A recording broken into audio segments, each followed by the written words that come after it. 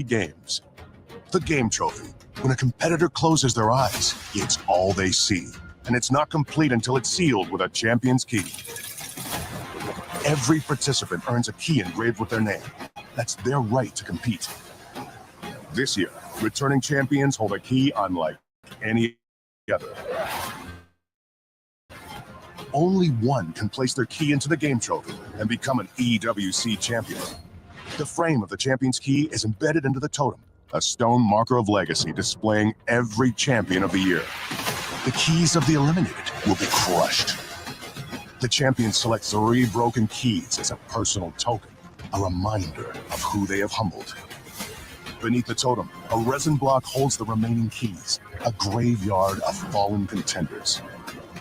Will your dreams be broken or your name carved in gold and stone? At EWC, nothing is granted, everything is earned. Welcome to the PUBG Mobile World Cup at the Esports World Cup 2025, live from Riyadh, Saudi Arabia. My name is the PMWC, joined alongside Neptura. Welcome in, everybody. We have 8 days of impressive gameplay coming in for you guys as these teams battle it out for one of the most prestigious mobile titles. That's right, and it's not just the glory of lifting that trophy, it's being able to get a prize, a piece of the prize pool, the $3 million prize pool at PMWC. Sure is, and in the meantime, we can expect some heart-stopping action, some impressive gameplay, and some top-tier strategies all to boot. So, Seven, the pressure is on, but will they shine? We don't know who's going to win it. Could it be maybe one of the dark horses? It's going to be the defending champions Alpha 7. I'm excited to find out who's going to be the champion. So am I. So prepare for this insane journey as we see all the global teams battle it out. But for now, let's go ahead and look at that format. Get ready. The PUBG Mobile World Cup is about to kick off. From July 25th to August 3rd, the best teams from around the world are heading to Riyadh, Saudi Arabia, for an all-out brawl in one of esports' biggest stages. So let's dive into how the tournament will unfold. First up, we've got the group stage, running from July 25th to 27th. 24 teams, split into 3 groups, red, green, and yellow, each playing on 2 or 3 days. By the end of it, while the bottom 16 head into the survival stage for one last chance to stay in the game. The survival stage, happening July 29th and 30th. 16 teams, 12 matches, just 8 spots left in the grand finals. This is where every point matters. Every clutch can turn the tide, and every zone could be the difference between going home or moving on. And then it all comes down to this, the grand finals, the biggest stage, the final fight. From August 1st to 3rd, action-packed matches. It's a race to win it all. At stake, a massive prize pool, bragging rights, and the title of the PUBG Mobile World Cup at Esports World Cup Champions. But there's a twist this year, the Smash Rule, an exciting new way to claim the championship title. It's not an easy path, but a team can secure the championship through it. Here is how it works. After day 2 concludes, the match point threshold is calculated by taking the total points of the first place team on the leaderboard and adding 10 points. Then on day 3, the Smash Rule comes into play. Starting then, any team that reaches the match point threshold must win a match to secure the championship. However, reaching the threshold and winning a match in the same game does not count. The win must come in a later match. And if no team wins through the Smash Rule after all 18 matches, then the champion will be crowned the traditional way, based on overall points. So lock in your calendars, rep your favorite squad, and get ready for one of the biggest PUBG Mobile tournaments ever, live from Riyadh. Welcome to the Gadia Arena, the hub of all of the action here for the PUBG Mobile World Cup at the Esports World Cup. This magnificent setting will welcome supporters from around the world to cheer on their favorite teams and, of course, watch history being made, Blank. But the drama is not done there. This mechanical contraption is the Key Crusher, the Key Devastator, the EWC Sandworm. And teams will be looking to throw the keys in here. Barney, will you be my lab assistant and show the people how this thing works? Of course I will be. This Crusher is honestly spectacular. I can't wait for you guys to see how it works fully when we're live. First of all, we'll turn that key. Engines Then on. We'll flick that switch, Mission Impossible style. Yes, we will. I won't flick it right now, but it will open the iris and it will just devastate all these keys and reveal the teeth. And we won't be pressing that final button until we finish the survival stage, till we finish the finals. I know, I can't wait for that to happen as well. But just remember, 24 teams will enter into this arena, and the fate of 23 of those keys will end in the Crusher. But the final leg will not be done there quite yet. After the winning team has the privilege of crushing 15 other keys in that finals, they will have the duty of lifting the PMWC trophy, which is stunning. It really is stunning, and we cannot wait for all of you to see it. And we also can't wait for all of our teams to enter the arena. Only one will rise above it all. Let's take a look at the club championships. This is the Esports World Cup Club Championship, the ultimate cross-game competition that will crown the best esports club in the world. Let's break down how it works. Clubs will be able to compete at the Esports World Cup and as many titles as they can qualify for. The clubs will then earn points based on their placement in each title.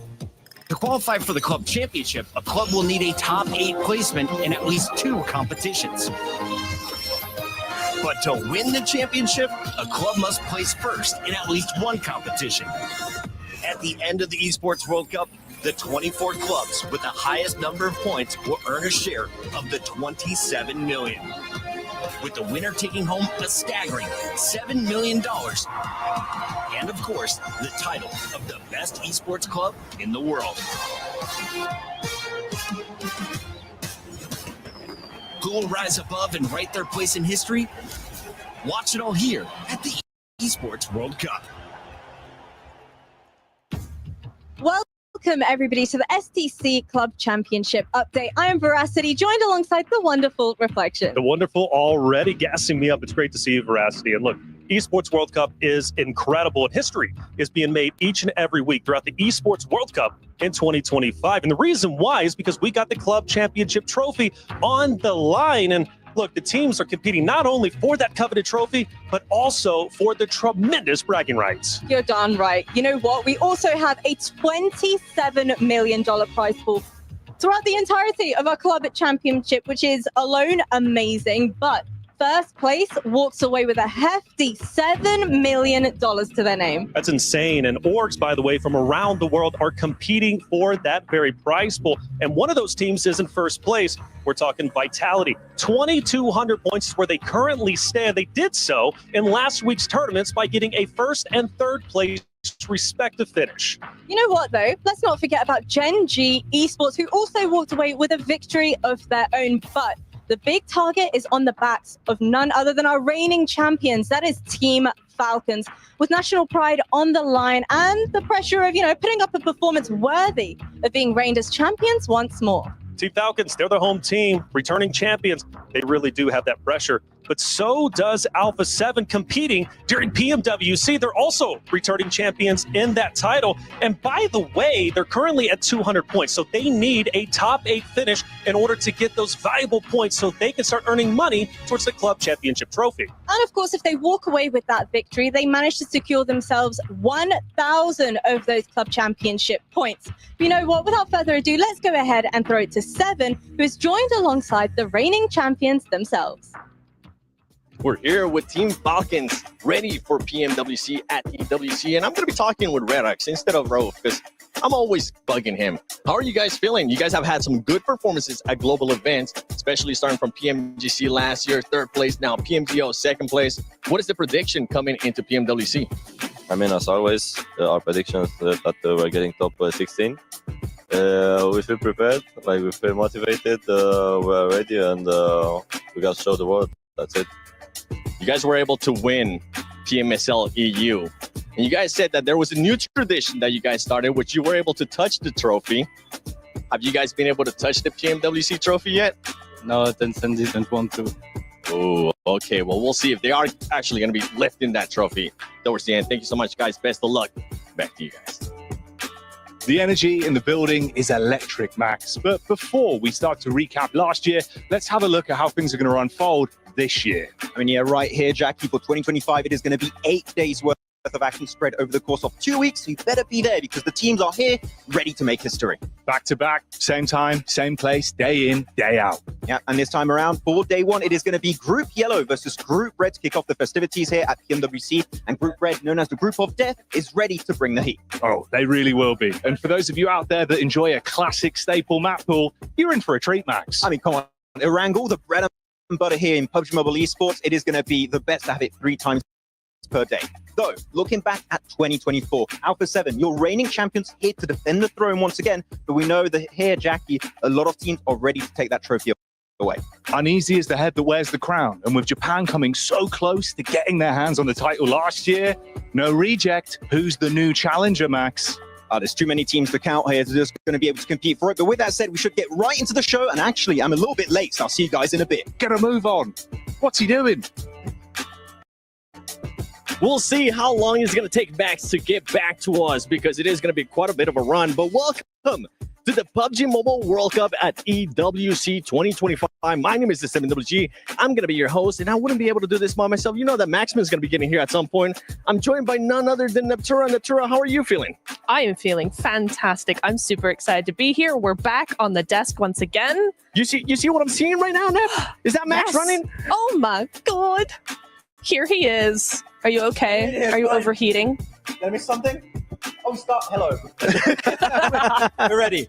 Hi. Max, how's the run? How are you feeling? I need a bit of cardio. No, it's fine. No, I'm feeling amazing here. Okay, it's hot out here in Riyadh. But it's especially going to be hot in the lobby because these games are about to be straight fire, 7.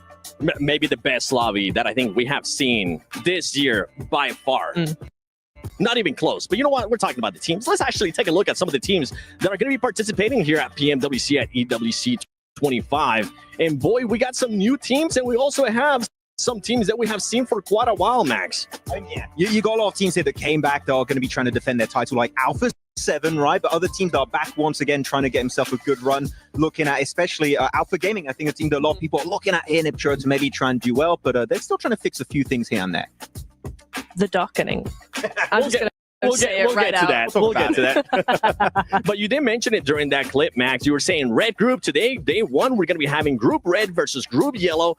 Red group being the group of death. And then tomorrow, that's a group that would actually get a chance to sit out, and we won't see them again until day 3 of group stage. I mean, having that one break day is very important, Niptra, right? Going into it, if you have a bad start, it's a really good time to have that 24 hours to fully reset, know, okay, what happened, what went wrong, try and fix it going into your final day of the group stage, because a lot of teams, I would say, are trying to avoid that survival stage. They want to qualify from the get-go to make sure they got that final spot secured. That's usually what we expect. Would they hear one player, though, saying, hey, we actually want to get a chance to go to survival stage, which that was a bit surprising to me. Right?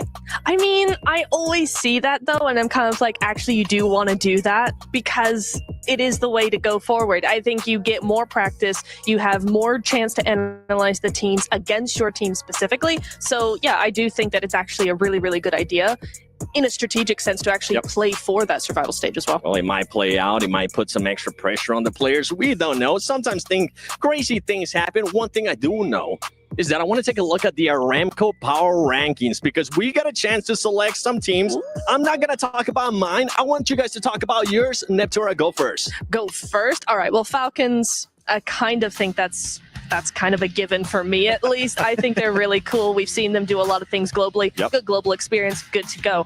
Weibo Gaming, huge hype coming in from them. I want to see more from them. We all want to see stuff from them. And I think they've got a really, really good chance of doing very well globally, which historically, since Nova, we've not really seen from their region. So I'm good to see that. Regnum Kari as well.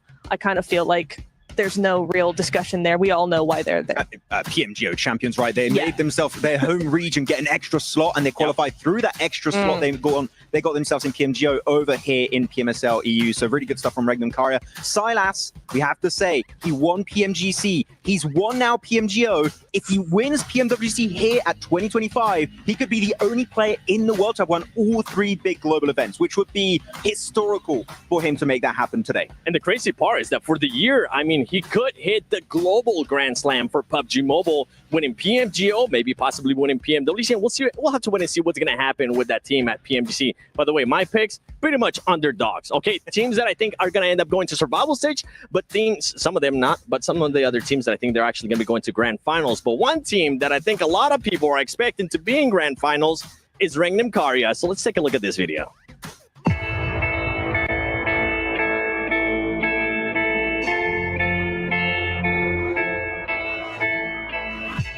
Regnum Kara esports have had one of the most emotional and unpredictable journeys in PUBG Mobile esports history.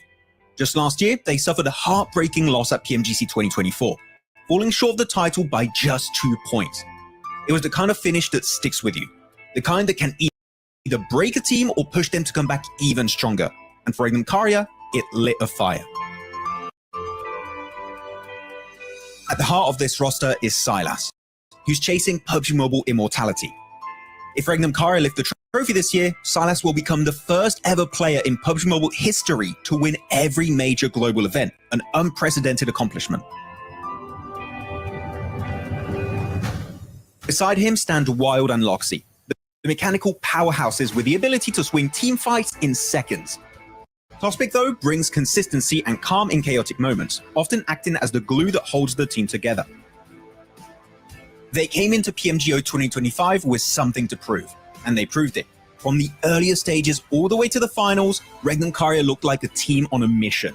Their plays were sharp, their teamwork was on point, and when the pressure was highest, they delivered.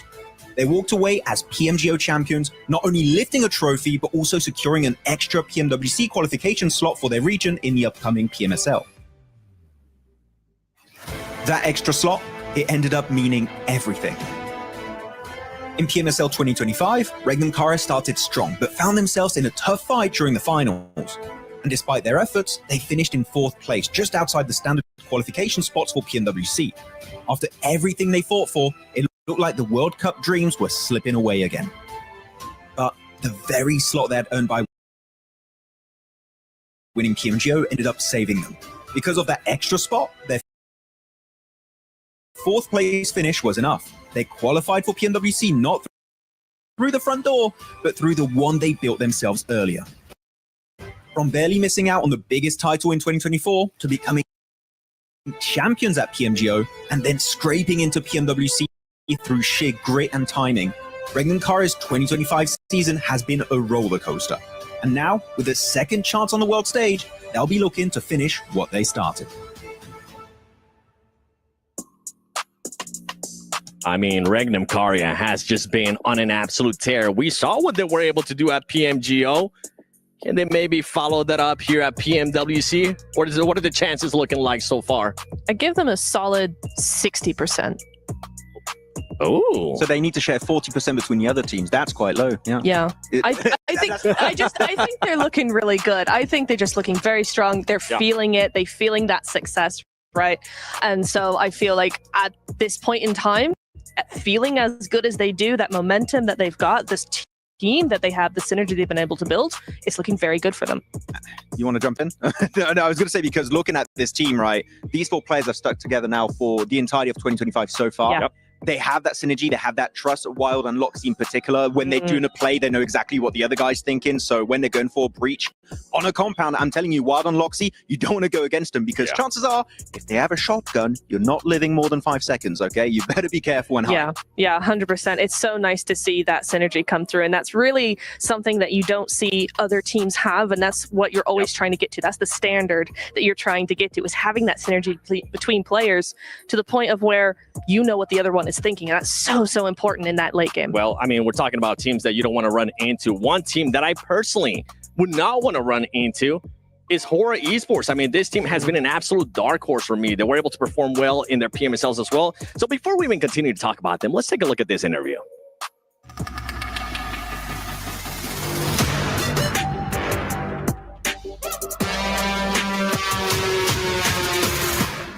We're lacking so many things in past, like communication, synergy, team game. That's why we got 1v3, 1v4 so many times. But in this gap, we really did like practice all the things. I think it won't happen again in this PMWC. Last night is our main drop, so we will surely go there.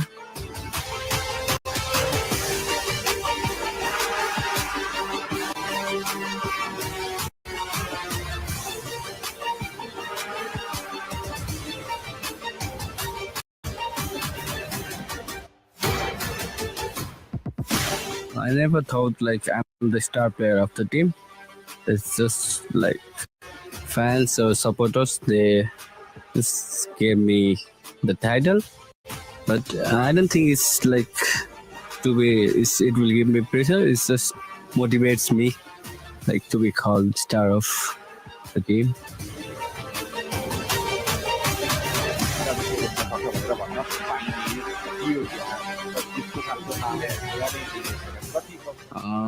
I don't like to say anything those who want to stream at us, but I'll just show them in game.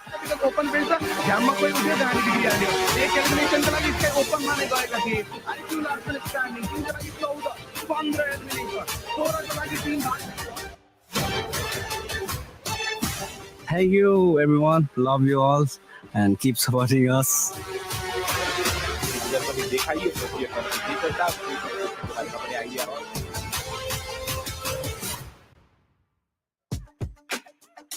As I mentioned, a team that you definitely don't want to end up running into. They have turned it up this year, Max. And I feel like they could be either one of the favorites for some people or maybe a dark horse team for some other people. Yeah, I think you can see them in the two different options here going into this tournament. If you're Nepalese team, you're going to see them, of course, as a big squad going here for the entire tournament. Though, this is a team that's very rotationally smart, right? They are so good at getting good entry points here, and I think that could be something that sets them apart in this lobby. I mean, we just got a chance to see them there with the Jamil Motorsport player arrivals. They're looking confident, and I think they might end up shocking the world as well, especially in group stages, Neptura.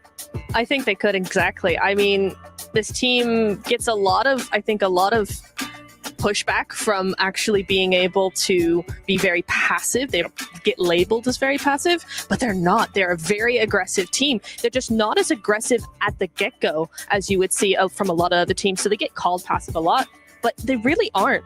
Yeah, they take fights that make sense. They're not a team that, I see you, I'm going to push you and fight. No, they think about it. If we get something out of this fight, if we win it, this fight makes sense, we'll send it. And they're a team that's very smart about it, but I see them a lot more as a defensive team. They get in positions ahead of the lobby, play defensively, hold teams at bay, especially with Sleepy. Is exceptionally strong with the DMRs, especially the Mini 14, keeps everyone at bay, and that just gives them a lot of space to work with in the mid to late game stage. One thing that I've actually enjoyed and that you were able to showcase on Instagram at MatsMainCast, make sure you check it out, by the way, because is the macro play. They have just improved that macro play, and I think that's actually going to end up helping them out here in a global stage. Yeah, they know exactly how to leverage positions to their advantage. At any stage, early, mid, late game stage, it doesn't really matter too much. They're very smart, and it's down to the IGLing, the fragging potential, the team coordination. But one thing we need to talk about, especially too here, Nep, is going to be Mafia Ninja, the man in the shadows, right? Was part of DRS in the past, one of the most experienced players you will ever find in the path for PUBG Mobile Esports. And this guy has been helping fix a lot of issues for the team, and they are now coming fully prepared for PMWC. And because of Mafia Ninja and how the team have been working so far, I genuinely would not be shocked to see them up in a top 5 position. I wouldn't be shocked either. No. I that's currently a team that I have going to the grand finals. Do you feel the same way for that team? Straight from group stages, by the way. Straight from group stage is a lot, because I think we're going to have a lot of teams that will put a lot more points forward. Okay. But I think if they can survive to that late game, they're very sneaky. You never know where they're going to be in the circle. If they can get that far, then I think they could do it. But it's kind of depending on how the rest of the lobby plays, I think. We had a meme during PMSL CSA saying if they get past the 5-minute mark, there's a 90% chance they win the game because they kept hot dropping. But once they fixed the hot drop versus upgrading Yasnai Polyana, they just had no issues reaching the 20 to 25 minute mark pretty much top 3 easily. Yeah, that was Ninja. Yep. You were mentioning other teams there. I think one team that you might have in mind that we were kind of talking about is Kinotrope Gaming. Yes. That's a team that you really want to talk about. I am very excited about Kinotrope. I really, really am. I think they're such an interesting team. They're not one that I've seen a lot of. I feel like this is kind of one of the first times we're going to see them globally. For certainly many of the players, this is their first global event. They only have Ozi-san, who we know from many years ago. Over the last few years, we've seen him a lot in the global stage. The rest of the players know. And when I saw them recently, it was like, hang on. Who are these guys? Because they're actually really good. They're very aggressive, and they seem to hold their own against very experienced teams. So I'm very excited for Kinotrope. Me too. One team that I'm really excited for, and more than likely Max is going to agree with me, and I know you definitely agree with me already. Can you take a guess who it is? Starts with the W. A B and a G. Weibo Gaming, baby, because that could be one of the favorite ones to win this whole event, PMWC, because of the additions that they have had.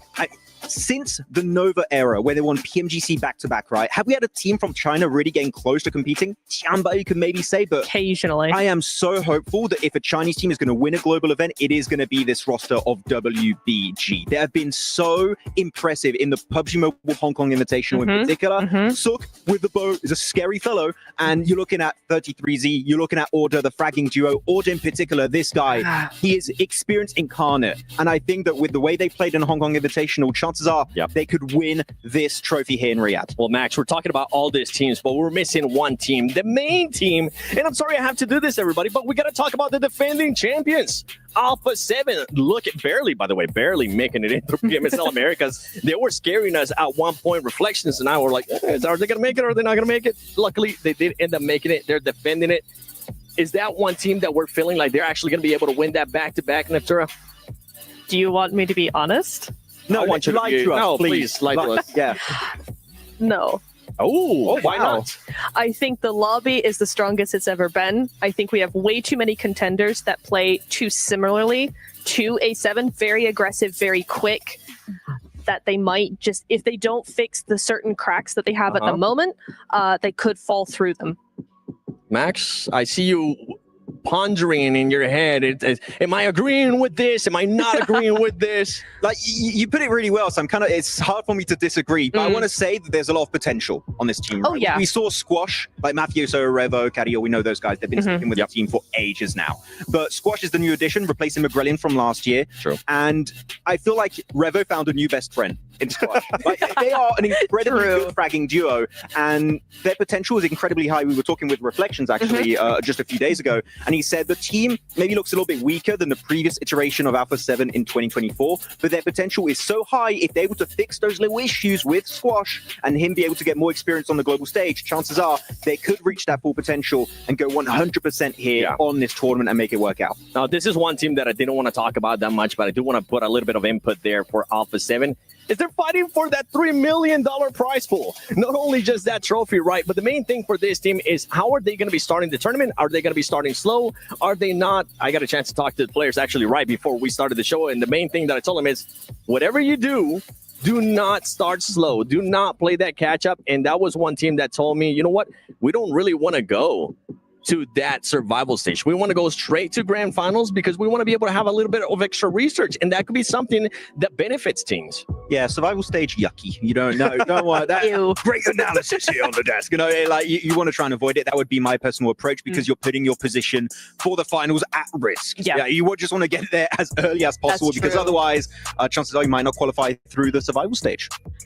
Oh, I mean, sometimes those teams like to have that pressure on their shoulders. They become diamonds, but then sometimes they end up crushing and they get exposed for just piece of coal for not really being able to do that. But for Alpha 7, we'll have to wait and see what that's going to be happening with that team. As you mentioned, this is one of the strongest lobbies, if not the strongest lobby we have seen, I think, in many years. And we can go on and on and on and talk about those teams, talk about which one's going to be challenging them, which one is maybe going to be surprising a lot of the viewers that they might have not seen before. I know that we definitely have a couple teams here and there, but I think the talk is done. I think I want to see this player. So you know what? Let's go to the introductions to the stage.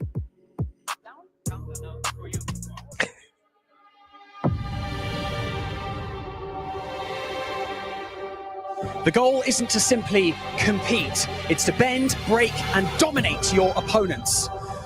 This week is going to be absolutely phenomenal, and I cannot wait to see what unfolds. My name is Barney Banks, and I am privileged to be your host for the PMWC at the 2025 Esports World Cup. 24 teams will enter the Gidea Arena and battle through the group stage, the survival stage, and of course, the grand finals. All with $3 million in sight, and of course, this stunning PMWC trophy. But let's not get ahead of ourselves. I think it is time to kick off today by introducing your teams for day one of the group stage, starting with AXTMG.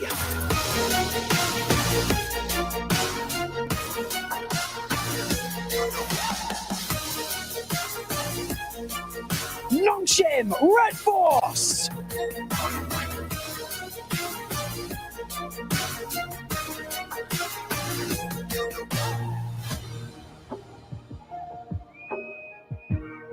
Weibo Gaming!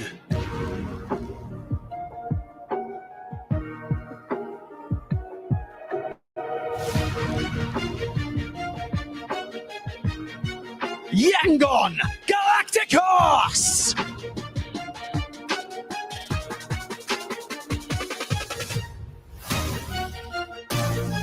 Hora Esports!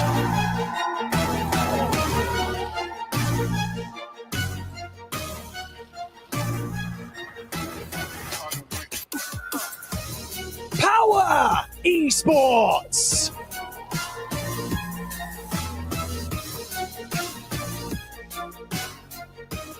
Regnum Carrier Esports!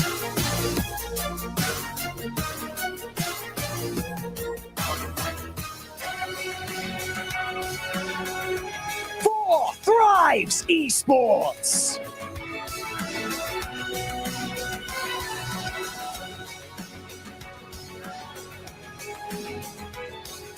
Fireflux Esports!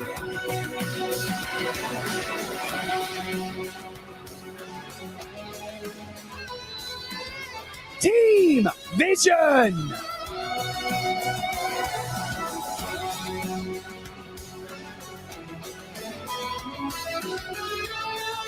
Influence Rage!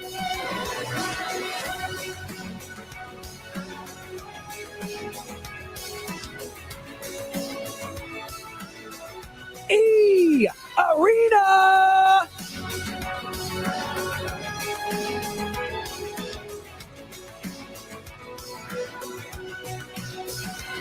Team Secret!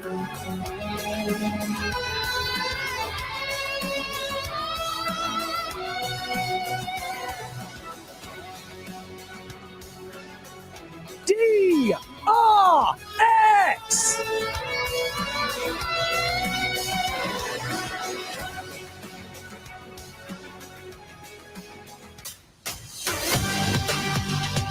And now, your reigning club champions, Team Falcons!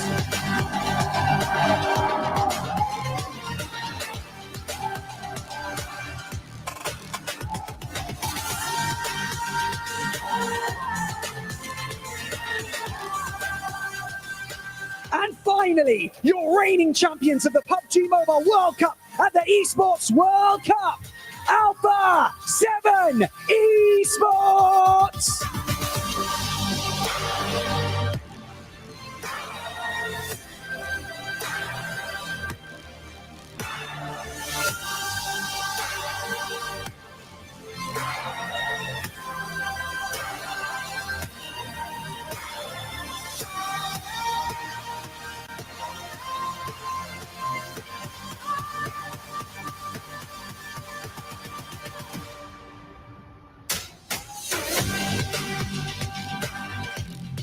The journey to this point, it has been tough, but the real work begins now. It is going to absolutely pop off here on the main stage, so get comfortable. Who has what it takes to perform under the bright lights? Could the reigning champions do it once again? We spoke with Alpha 7 Esports earlier this week to find out.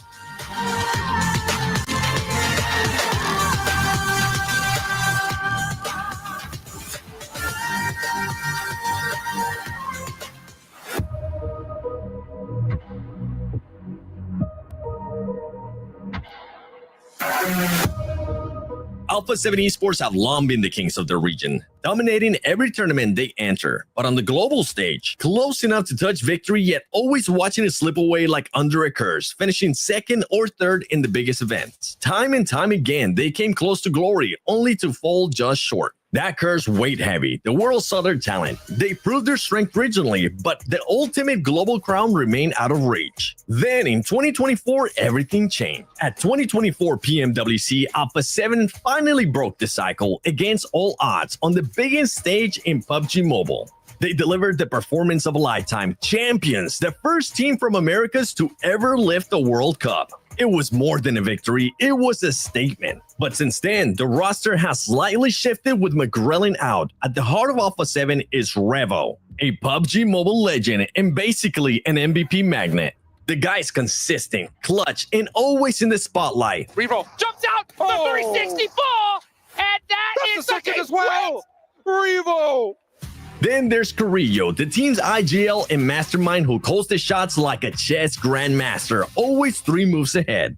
Mafioso and the newcomer Squash bring the heat with insane mechanics and nerves of steel, ready to turn any fight on its head. And honestly, Carrillo's not just the brains. He's got the highlight plays to back it up, and he's hungry for more. But being a champion means the target on your back never goes away. Alpha 7 entered 2025 with a different kind of pressure, the pressure to defend, to prove that last year wasn't a fluke, that the crown belongs to them. In PMSL America Spring, Alpha 7, who have long dominated the regional PMSL, didn't just bounce back.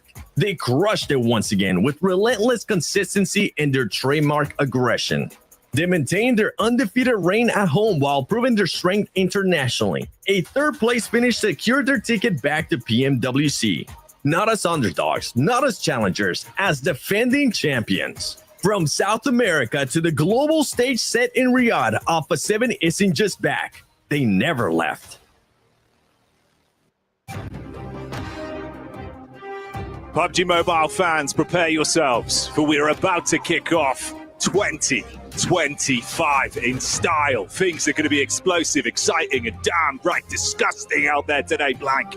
I cannot wait to see how this lobby's looking and how the first day of competition goes here live in Riyadh.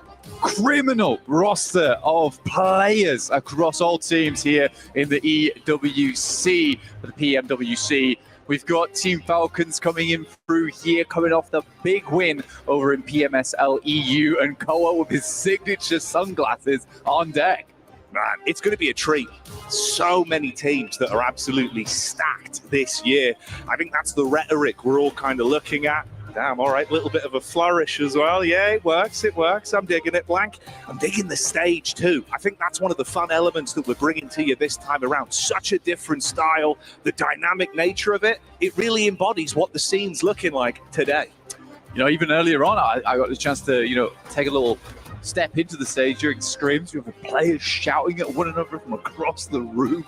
It was good stuff. But the dance has already had some nice discussions about how they feel teams will fare. I think one of the more interesting discussions that was had was about Weibo Gaming. Yeah. Honestly, I think that they're absolutely right and correct in the fact that, China just hasn't been a powerhouse for a long, long time, despite, being straight off the mark very, very early on in PUBG Mobile. But that was a long, long time ago.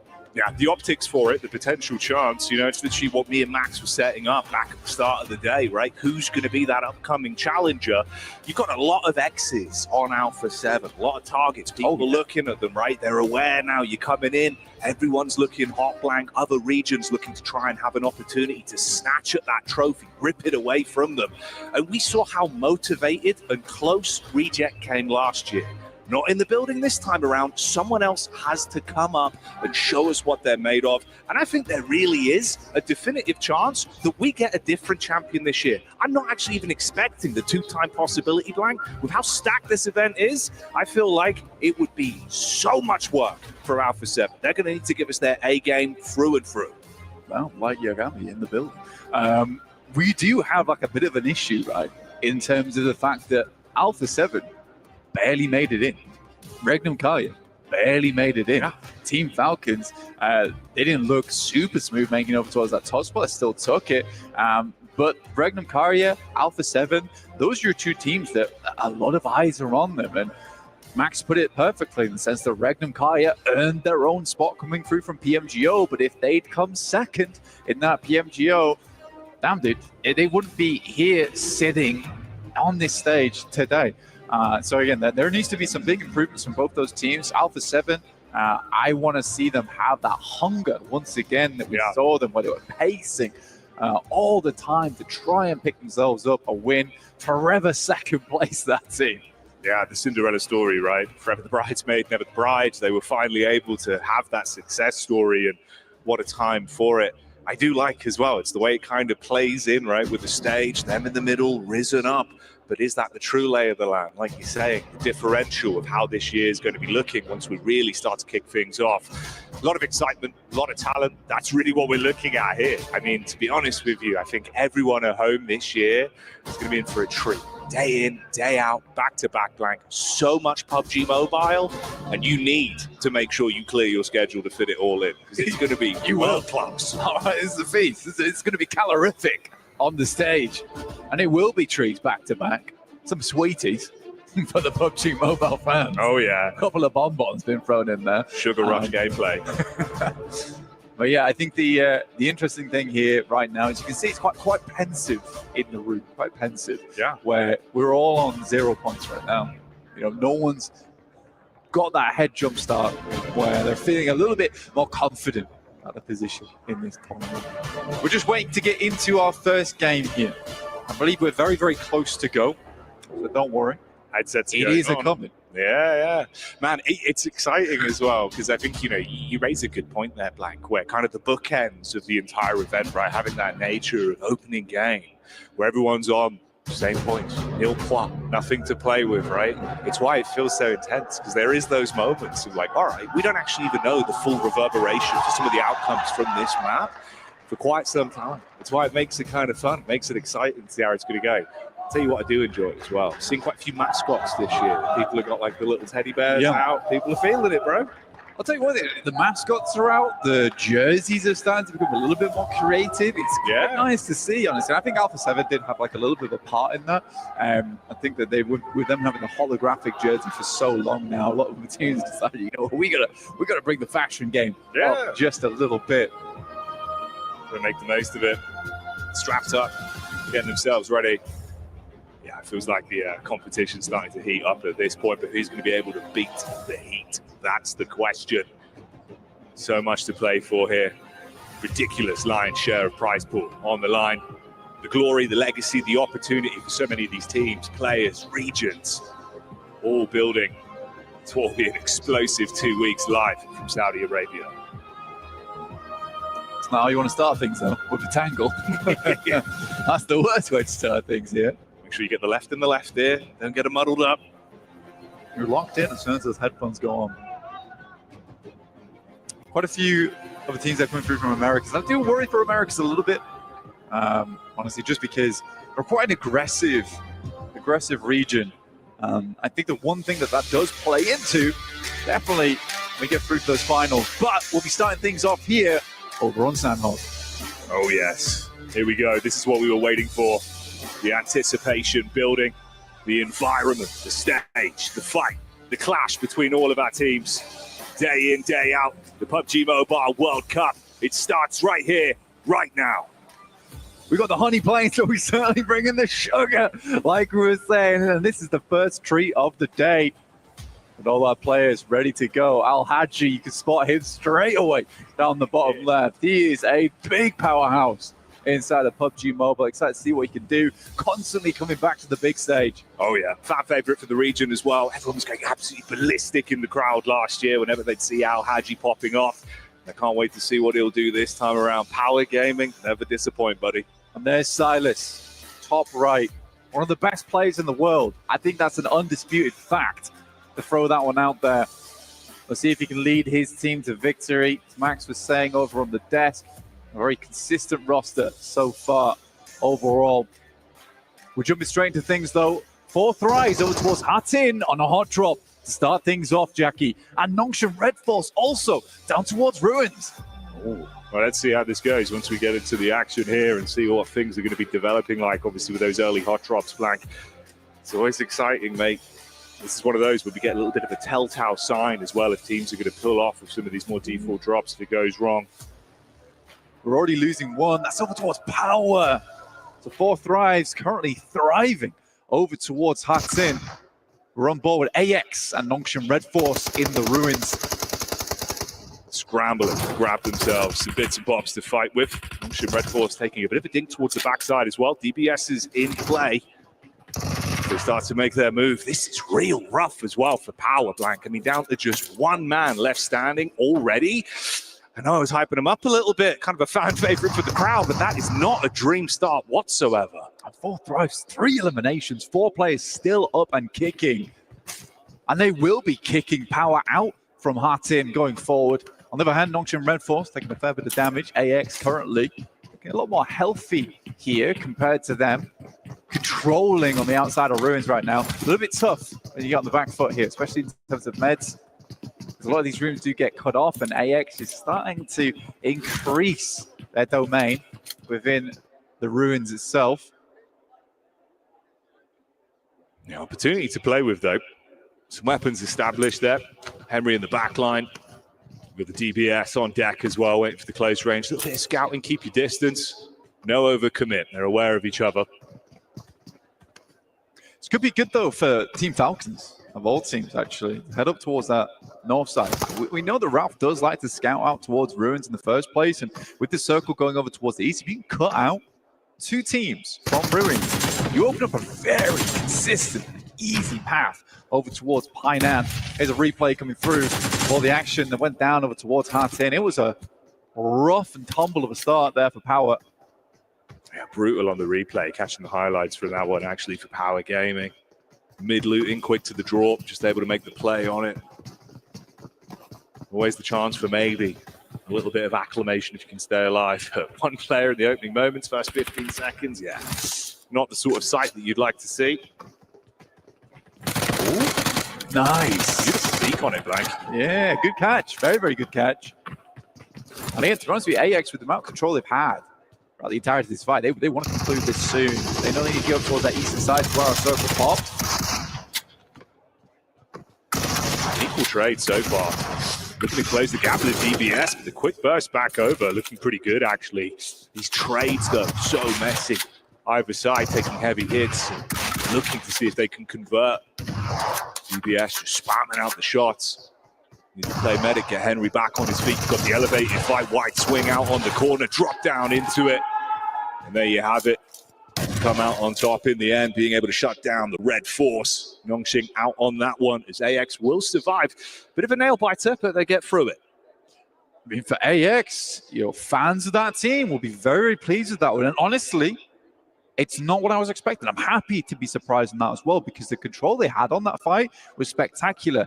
A lot of teams, when we see like this kind of an improvement and then heading over towards EWC, it was sort of a surprise pick for us coming through. Yeah. I was excited to see it. I'm very, very surprised to see that kind of control coming through early. Now, the question is whether they can do that kind of thing to a much more consistent team with Lobby. We're looking at scarier teams. Alpha 7, DRX, Ragnar Kaya, Weibo Gaming. Can they kind of have that success versus them? We'll wait and see. But to start things off, that was very, very clean by the books. Even just to get the nerves out of the way immediately as well, like the caliber of the stage you've immediately been thrown into, mate. It's one of those where that feels so, so good for you compared to the outcome of losing that. Especially as a special invite as well, because in a lot of instances when we have that invite come through, a lot of times that team doesn't do amazingly well. But it's nice to have them here. But this is a very keen team to start things off. So I'm impressed. I'm impressed to start things off. Here's Regnum Kaya on your screens. Currently up towards Cal right now on the north side of the map. Locked in a fray, though, with Weibo Gaming. We might just be able to get some answers nice and early. Weibo versus Regnum Kaya, how that pans out. The well-known player, Order, star-studded player, in fact, in Order. Has had so much success and consistent success over the years. Order versus Silas, that could be a very, very fun matchup. We can check in as well, of course, with our reigning champions at the minute, Alpha 7. Got Mafioso doing a bit of scouting work as well, the only player separated away. Squash, another big talking point that will develop into over the course of the event as well. Ciari's performing here. Bit of a new look. It's like 25%, I think, the maths on that one, Blind. Yeah. Well, I mean, that's always been the case for Alpha 7, is just finding that fourth player. It's never been easy for them. Squash is returning to the game after a year. Took a little bit of a hiatus from it, but they immediately had him back. Fair play. It is unfortunate to see McGrellin not in the roster, though. McGrellin was a player that they had found massive success with internationally, and I thought that they would work with him, but I just think the team did not gel, despite the ridiculous amount of success they were able to find over at EWC. So yeah, weird. Weibo Gaming is going to give up the chase here, though. They're going to head down towards that south side. Reckon Kaya don't take any casualties off the back of that one, which is good to see. Obviously, threw the highlight out there as well towards Falcons early. You can see they've had a relatively unscathed path up to this point. Going to go for the crossing as well on the bridge here. So potentially a bit of an opportunity for a skirmish to come up. AX as well making their move in now, coming over towards Painan. Again, not really had much of an encounter since. Nice to get the overview, though, with the map screen. You can see New Circle coming in and the shift for our teams here. It's a cool shift as well on the circle. I've never, ever seen a Lukawi finish in my entire time of casting PUBG Mobile. So cool. We can go east again, end up in Lukawi. I'd be very, very happy. I think I've seen every other finish here on Sandhawk other than Lukawi. Fireflux, Falcons are heading up here. I don't know how they're able to get towards this position unseen. Man, that's an instant knock as well. Now, Vale being able to pick up some pretty big impact onto this. Yeah, that's crazy. It felt like actually with the position they were in, there must have been some kind of visual contact from it. Really not ideal. 3 quick nades with the cast out. So 2 knocks. Got 1 back over onto the Falcon side flank, but for what it is, a bit of a messy encounter here.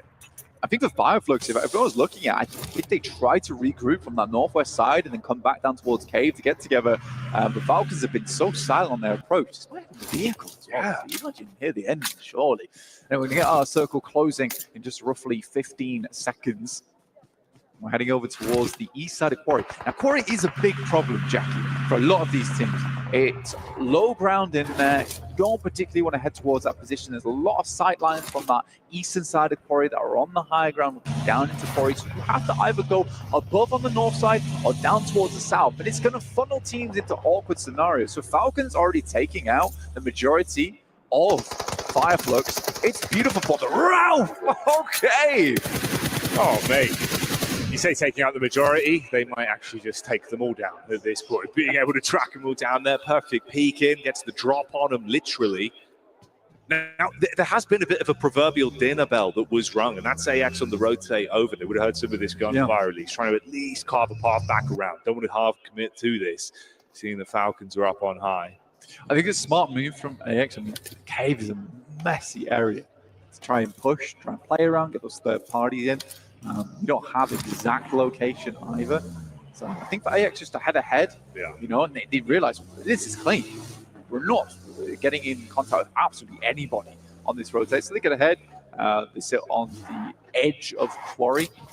The Falcons need to make a decision on how they want to play through. A lot of times on this circle, they actually shift down towards the south side here, Jackie, before moving up towards the north. So I'll be interested to see how they do play out these next moments. 4 Thrives. They won their fight over towards Hutton versus Power earlier on, and now have come into contact with Weibo Gaming. Now, that's kind of interesting to me, right? If Weibo Gaming didn't spend so much time over towards Cow, potentially they were here a little bit sooner than 4 Thrives, but felt like the end of the game for 4 Thrives here was just to get into the circle ASAP. So it is a bit of a split as well with the scout. So we'll see if he can make his passage safely. The solo head count, obviously Scarface, the only man left from the squad after the cave shenanigans that we saw, tucks himself in, and then you have Easy on the long old quest. He tanked himself up, late loot, just trying to make his way down. That was Power Gaming losing absolutely everyone bar Easy in the opening few seconds. Come on, let's head north. Let's head north on this circle. Show me one Lukawi, please. Fun area of the map right now. You got like a lot of high ground that slopes down over towards Kampang, over towards the Kari itself. It's a little bit open on those high grounds as well. There is more buildings down towards that eastern side, but that means you are picking up the low ground earlier on. If you have to move out that area, it is a death sentence. Playzone takes down Toshvik. Now that is interesting. I don't know how that's happened for Breaking Kaya. They have really damaged on their escape outwards. You cannot afford to dilly-dally. It's time to lock in. And they're going to have 2 teams ahead of them as well. So halfway forward, it's going to be a bit rough. Toshvik on the knock. You've got Weibo as well with the damage coming over the top. Before I get into close combat here, I mean, potentially with DPS, you've got the crossfire set up just on the doorway, but it's the nade usage that could make the world of difference. A few of them are back pocket, already a bit of splash damage over. Slight peek on the angle. Oh, hang on a minute. This really is a dinner bell. You got the third party just on the top of the ridge as well. The thing was this, though, Jackie, this is exactly what I was talking about. That high ground looking down to Lukawi is horrible to play against. Before Thrice, though, they just need to worry about getting backstabbed. I think Team Vision has made their way on over, and there's Volt already finding T24. There's Angon Galacticus finding Regnum Kai and the entirety of them as well. Goodness me. Just waiting for them on the wings there. Yeah, fragmented, one knock, it's toss pick, everyone else just being shot at from two separate sides. It really does start to crumble. This was 4-5, so we're setting themselves up to get the third party down to the top of the ridge. Like you said, they've been ran up on. It's not looking good whatsoever. Quickly, they are dispatched. Mopped up like a spilled drink, Blank. It was a great push. Yeah. Through from Vision. Honestly, Volt does a huge amount of work in that instance. A surprise that 4 Thrives fell for that so suddenly, and I think that's because they got a little bit too aggressive down towards the position early. And that is always the difficulty with taking that high ground, that your back is not protected. Horror, though, no fear. Certainly feeling it now. It's a little bit. Soaz from DRX, of all teams, down towards the south side of this, actually getting slightly involved. And it's nice to see, Horror getting aggressive, because it's exactly what Neptera talked about on the dares count. Teams maybe see them as a bit of a passive team, but no, they've got a little bit of a bite to them. Oh, yeah. Don't want to get those hands too close. They'll bite back. It's rough for Order as well, how he set himself up. Actually quite nice with the cook on the nades. You can see he was trying to just go in for the knock. Didn't expect the shot from the side. Instantly downed and then fully committed because of it. Yeah, DRX might actually have a little bit more to say about this one. The longer it develops as well. You've got a good read on it. Oh, hang on a minute. Alpha 7 now dropping over. Mafioso trying to bail out. Damage comes through. Quick damage on the Carrillo. There's the pre-nade as well. Oh, nearly, mate. Couldn't get it through the window. Yeah, I mean, that's a nade you should not be missing here in EWC, right? I don't think you should be missing those kind of nades. For Alpha 7, now that it's surrounded, Revo, Mafioso, keep things under wraps. Team Secret, they're coming over towards that building, over towards Revo is. He's got a big task ahead of him. It was a cook on the nade, cast it out, doesn't look like it's going to be on target. Vision as well, scrapping. Meanwhile, on the left-hand side of the feed, it's all kicking off. Damage back down onto 4 Thrives. That was the replay that we had there with a real action here. Let's see how it goes. There's 4 teams in this compound, dude. This is unbelievable. You've got Yangon Galacticos, Alpha 7, Team Secret, E-Arena, all battling for control here. I think Team Secret picked their moment very nicely. I think Team Vision maybe missed their moment there. But they could have come down slightly earlier, as opposed to looking over towards this fight happening between Weibo as well as Horror Esports in Lakawi. I think DRX does have a nice spot, over on this eastern side. They can stalk the opponents on the west. Yeah, it feels like they've been picking their fights nicely as well. The one pick they were able to find was good timing on it, but not overcommitted. If they're playing the long game on this one, everyone being so closely grouped, there's a lot of potential for a big point earner the longer it goes on. A lot of chip damage being thrown out between these teams as well. Weibo going down in the meantime. Another squad eliminated as they are thrown to the wayside. It's been so rough as well. Mafioso consistently just taking so much damage, having to tuck in, really doesn't have an angle to fight from at all. Smile. Be happy with that one on the peak back over. Good tag straight up. Say goodbye. It's good unleash over towards E-Arena. Very nice angle to play in. Mormon goes down after all. Maybe Team Vision didn't miss a trick after all, by the way. If you can clean out Horror Esports, you have a very nice ability to kind of sweep on this eastern side. I'm very, very excited to see who wins out on this compound eventually. Here's Marcelo. Again, this is what they wanted to do in the first place. Get rid of Horror Esports, then they can start to move down over towards DRX. They will cut themselves out a huge amount of space on the northeast side. And even if it goes over towards the west, they do have a scout in Never Alone, currently playing in a compound on that northwest, keeping tabs on that huge fight ongoing inside that compound that you see on your screen right now with Team Secret Alpha 7. Yangon Galacticos, nice nade. Comes through again. 6 elims on the max. Yo, honestly, you've got to give props. Vision looking really crisp right now. That was beautiful nade. Great timing on it. Ooh, hang on. Going to be able to get the full commit onto this, though. Looking for a window. Obviously wanted to get the pick back up. Couldn't do it. Zahora out on the adjustment there. Great work from Vision. Topping right now on the Elim points. That's 8 that they're rocking with. It's a really, really nice start. And Sandhawk is particularly good for this, Jackie, where you're able to get a big lead at the start of the day just because it encourages one team to take control of the match. That was a nice step out from Borazin, honestly. But Devotee, the reaction speeds on that were insane. It's a good setup for this teammate as well, the way they've read it. You play off the back of the nade into the peaks. You've got to force them into the fight. It's a good engagement, actually. Like, impressive stuff. They've been playing a relatively passive game rather than the hot drop that we saw to start off with, but rotations have been all right. The teamwork looked pretty good. Rough on the move here, though. Limited cover to work with. Influence Rage. They take the peak up and do get the shot back over. If you're quite honest, like, it has been hard for them. There hasn't been too many areas to jump in. I mean, Arian will get ahead here. Well, it's Cyrax. It's the easy camp. Oh, hey, that's take out influence. He's literally had the backline this whole time, by the way. He's been slowly making his move in, right? He's rocked up, found Influence Rage, and made the play. Oh, easy. Fair play. 2 Elim points. Can't actually turn your nose up at that, Blank. No, you can't. Let's see if he does any more. I'm rooting for him. Oh, footsteps heard. Yeah. Nah, he's not joking around. Hey, I mean, he outlived 4 Thrives, though, so... It's really not that bad, considering that could have been literally like a 0-point game. Like, yeah. You'll take it. No, absolutely, you will. They got, I think, a 2 off the back of that. Yeah. Nice. Yangon Galacticos will finish off Alpha 7, who get 1 pity point in terms of placements. Any other Elims that came their way. Team Secret now struggling. And this has been a great setup from Vision.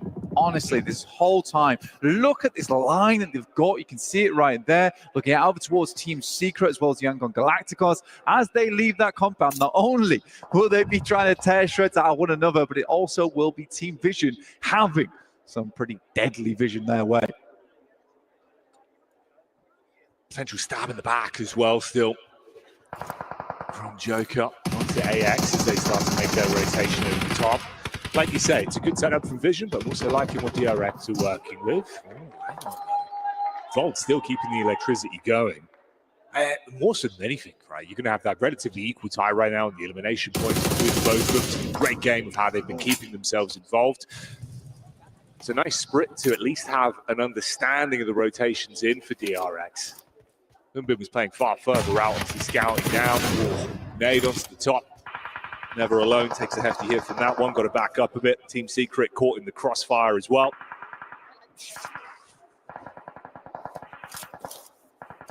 Smile finding a lot of Team Secret there. So stolen away, a lot away from Vision, honestly, on their exit. You can see there that Yangon Galacticos 13 Elims this game. An absolute galactic performance from them. Irina goes down. Iron goes down as well. That's the Yangon Galacticos. Another tag on, which takes them to 14 Elims on the first map of the day. Beautiful stuff. This Team Falcons that I'm interested in. You know, they've had a pretty casual game. They really need to make it count now, though. The big 2 teams who will be going head-to-head will be DRX and Vision going forward. DRX has been very quiet, though, Jackie. They have, yeah. This is what we were looking at, right? Kind of passive, just the sort of third-party fights when they had a few off angles. Oof. Bullets raining down. Funny thing, they have the circle. The Yangon Galacticos. You know what? You are right. I mean, it's kind of awkward, right, with the split at least. A lot of damage onto them. With how many Elims they've been able to rack up already. What? They're looking crisp. Like, not going to lie, from the position you're in, maybe there's still a chance to get a little bit more out of this one. Be a hell of a day if they can kick it off like this, Mike. Falcons have to leave.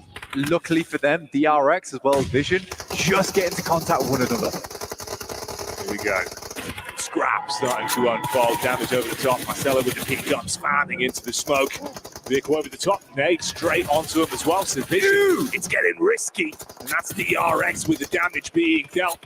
Volt suddenly clambering to pick this one back up. Meanwhile, you've got DRX from the sideline with his own pushing in, nipping at their heels. They've got to be forced further forward. The nades blank with how closely grouped they are. One right on target would finish them. What are you doing? They drove their own teammates into the barrage of nades. Smile goes down, and Team Falcons now looking for the finish. Produced clean from DRX. Now looking to get all their players back up on their feet. We see if Team Falcons can finish with North. It's Ralph, Koa, as well as Redux. Either side of the circle. Preliminary grenades going out over towards the hard cover, so you know they're working with no information. Nades in. Stepping forward, the feet are on the ground right now. DRX, they saved themselves. Could have been misery in the previous fight. The smorgasbord of mistakes have kept them in it to win it, and Hyun Bin tries to unleash. That's one clean connection back on a round. Koa, low on HP. DRX dealing damage right now as the E-limbs are racking up in a position to close it and grab themselves a chicken dinner on the first game with the shots raining true. It's all on Redux. We need to be a clutch from the back line, and that's not going to happen. DRX will take it. Yeah, coming to play here. It's not quite D plus T, but DRX are looking good on the main stage. Very, very nice to see here for them. Team Falcons will take that second place. It's a good position to be in for them, Jackie. It really is. Beautiful start. And a hell of a start to the day for Yangon Galacticus, right? Like the E-limbs, absolutely beautiful. You're taking really heads-up fights. You're going to build up that momentum. For a first game, that's the performance I'd want every time. Yeah, we didn't get the chicken dinner blank, but the blood's pumping, the comms look clean. That matters a lot. So no, Ralph doesn't see two blues that game. I think they should be happy. They were working with little to no information there, and they really had to cut it down to the wire moving out from that blue. They were banking on Vision and DRX actually fighting one another, and it took so long to get involved. But what was that car play, dude? Mate, it just felt so confusing in the moment as well, right? Because you're like, okay, you've got the intense fight here. What is this plan? Like, where's this going from? The comedy of error that then just unfolded into everyone, obviously, having to be closely grouped. You eat a nade, no spacing, nothing you can do. The difference of one nade is just completely removing them from what was otherwise a really great sort of mid-flow of the game. The game was unreal from Vision, and to end in an embarrassing moment like that does feel rough. They still get themselves a lot of points at the back of it, though, Jackie. They really do. They really do. And a lot more action to come. So join us after the break.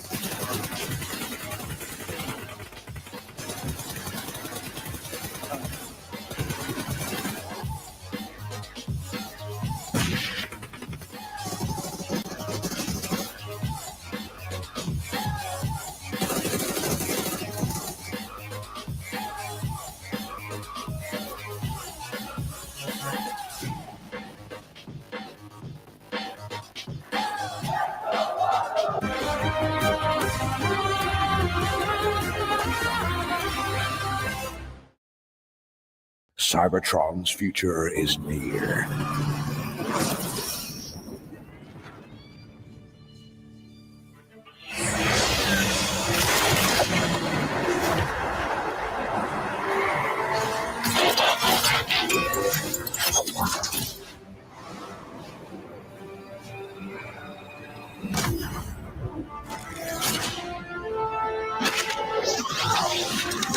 Autobots, roll out!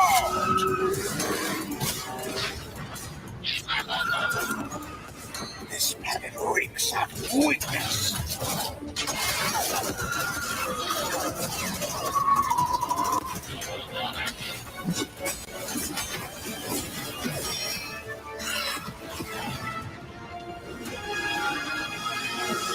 Your courage reignites my spark. We'll crowd a new load of Cybertron.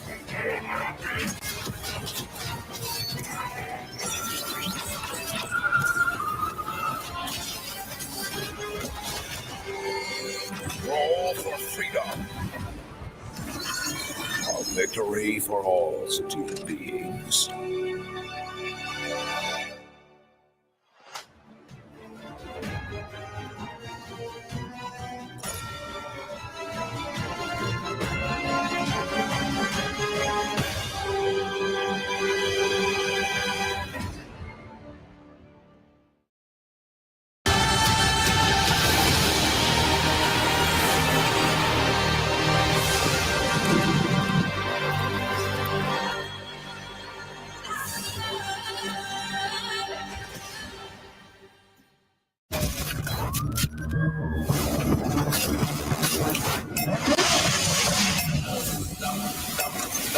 I'ma get.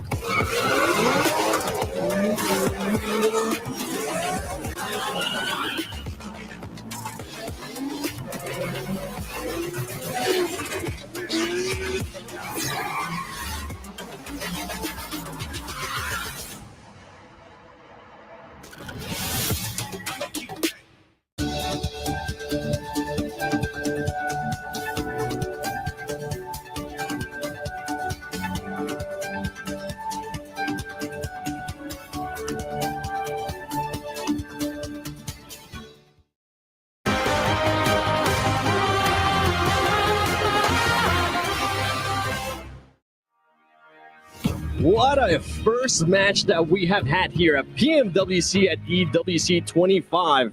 Boy, I was not expecting DRX to get that win, Max, but they came out on top. I was like, there's no D plus Kia. But DRX are the new D plus Kia. Does that make sense? I don't know. Maybe. But South Korea here to play. It feels really good. And really good entry point to the East, playing it pretty safe, waiting until the very end. Got a really good nade onto Vision that really just unlocked the potential for them to win that match. It felt a bit like an underdog type of game, right? You were telling me that a lot of these teams, I mean, big teams that we were expecting to do good, they didn't end up performing that good. One team that actually ended up surprising me, and I feel like it surprised a lot of us, was Yangon Galacticos. The amount of eliminations this team got. They're like, what the hell is happening in that Alpha 7 compound? I guess we'll send it and just eliminate everyone. They got almost double-digit eliminations that game, if I'm not mistaken. Yep. So Yangon Galacticos, I think a lot of teams here qualified through PMSLs. They made it through PMCL, the Challengers Cup, and people not really looking towards their direction too much and actually getting a really good start here on Sanhok. I mean, Neptura, them being able to achieve 14 eliminations, that's one way that you want to be able to start PMWC.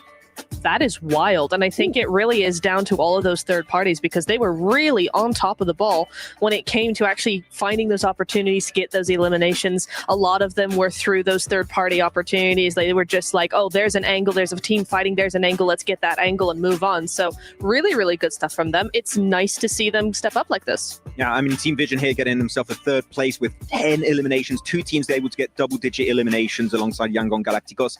And they had a really good third party onto Hora versus WBG. That fight was just stretched out to its absolute limits. I think it went on for about 5 minutes, if not more. Way too long. Yeah, and they were like, well, this fight, it's kind of stupid. It's taking this long. This is like, we're just going to roll on in, get those stragglers, get the few points, and after that, get a nice transition to go fight DRX. Yep. Unfortunately, DRX had nades, as we did see, but it was a really good start from Vision that after all of the teams that came out of MENA, I was really not having high expectations for Yes.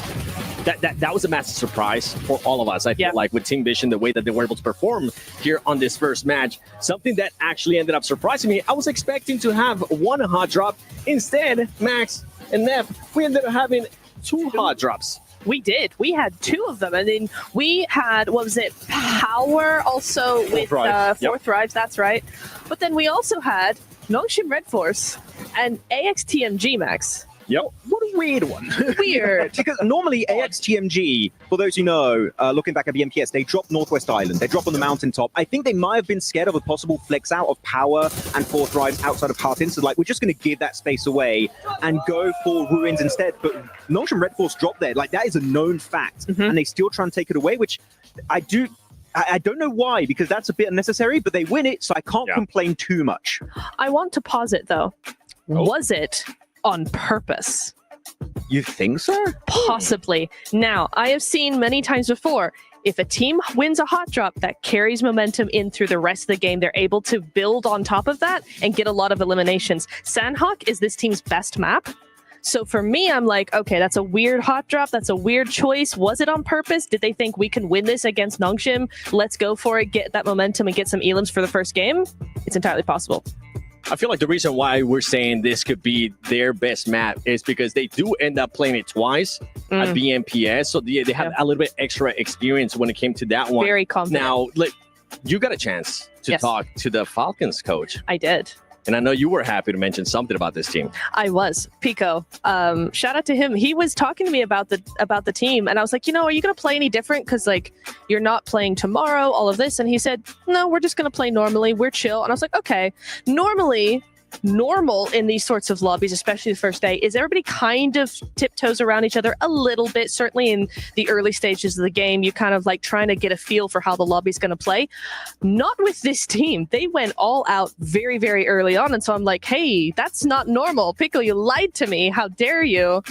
That's not normal. They came in with real aggression, and actually, it was really impressive. I liked it. And it worked out, clearly, right? They gave themselves second place. If they had 4 players, maybe it would work out, but DRX were very smart about the way playing that ridge. They get control of the rocks, and then Falcons couldn't do much. But until that point, it was a very, very solid match here coming out from Team Falcons. Yeah. But again, let's keep in mind, PMGC, 3rd place, right, with Enigma Galaxy. PMGO, 2nd place. The 3rd place curse has been broken. Come on, if they win it here, that would be such a magnificent comeback storyline for them. Just the line is just going to keep going up for that team. Now, another team that we were expecting them, especially with the circle that we ended up getting, Max, was Alpha 7. We thought that they were going to be able to do a little bit more, but I know you want to rage on this team because I was also raging watching what happened.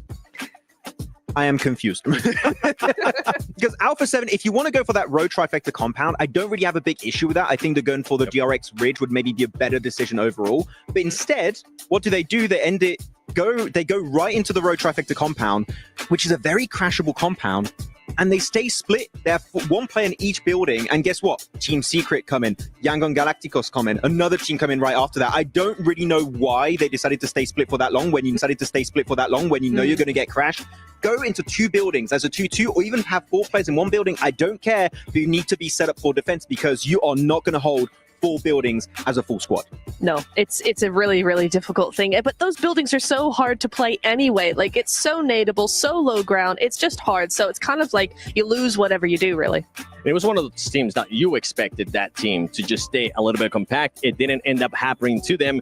But don't forget that from July 25th to the 27th and August 1st to the 3rd, log in to Summon Airdrops and collect 2025 airdrop vouchers to enter prize draws for official merchandise, smartphones, BD partner rewards, permanent in-game items, and more. Every participant is guaranteed to win. Additionally, from July 25th to the 31st, vote for your favorite airdrop partner for a chance to receive special gifts from them. Don't miss this year's airdrop carnival and unbox your surprise. I know I'm going to be doing it. Max probably has already done it, and Neptura is going to be doing it too. Now, going back to this game, I mean, one thing that actually ended up surprising me in regards to what you were saying with Falcons is how they were actually able to crash on Fireflux and take control of that southern part. It's crazy, right? I mean, I know Blank and Jackie were talking about it a little bit there, where it's like you're not usually able to get up there, let alone silently, especially in vehicles. So it's kind of a bit of a miracle they made it up there to begin with. And then what really impressed me was the follow through. They got the 2 initial knocks, but they didn't leave it there. You saw Raouf actually go into the cave, spot that extra player, and get rid of him. And then later on in that Elam feed, we saw them do it again and pick off that final player. So, like, they followed through with that fight. They didn't catch, like, full in the cave itself. Yeah. Oh, was it on purpose? I am the bad kid. Was it on purpose? He had an entire backstory in that cave where he got spotted out by Raoul. But it was an interesting fight. Cave is always a little bit weird to fight around. Yeah. But it worked out at the end. And, yeah, Falcons able to just maneuver their way through and make it out. It definitely did. Do you think, I know that was the only Sandhawk that we're going to be playing for today, but going into tomorrow, do you think these teams are going to be able to maybe readjust in regards to the hot drops, Max? If you're talking about AX TMG versus Nongshim Red Forces, like that one hot drop, I think that I want to see AX TMG give up on it. I do too. Frank, because even though they won? Yeah, because it's a 50-50, right? If they lost 1 player, guess what? Your chances of making it that far in the game is going to go down drastically. I think you go back to Northwest. Guess what? Camp Alpha is open. No teams dropped there, but we're also going to have different groups now. I think about it, so maybe you'd have to think about it a bit more. It might not be free tomorrow, but the previous drop was fine. Yeah. If you can go there again, just go and play your game. Now, Neptura, for this match, you got a chance to talk about Team Falcons. You got a chance to talk about some of the other teams as well. Is there anything that kind of surprised you from what you saw here happen in the first game? I kind of want to say actually Team Vision in the final phase up against DRX. I thought they could actually win it against DRX. They looked really mobile. They looked really aggressive. They had that momentum going. Just DRX's nades were able to pull through. But actually Team Vision, I was like, okay, nice. A little bit of a step up. I'm going to be looking for them. Yeah, there was one player of DRX, I forgot who it was exactly, but that played very respectfully at one point. They were taking so much damage from Team Vision. He goes back, goes for a first aid, and the moment he comes back up, he gets onto the front line, holds a little bit more space to keep his team safe.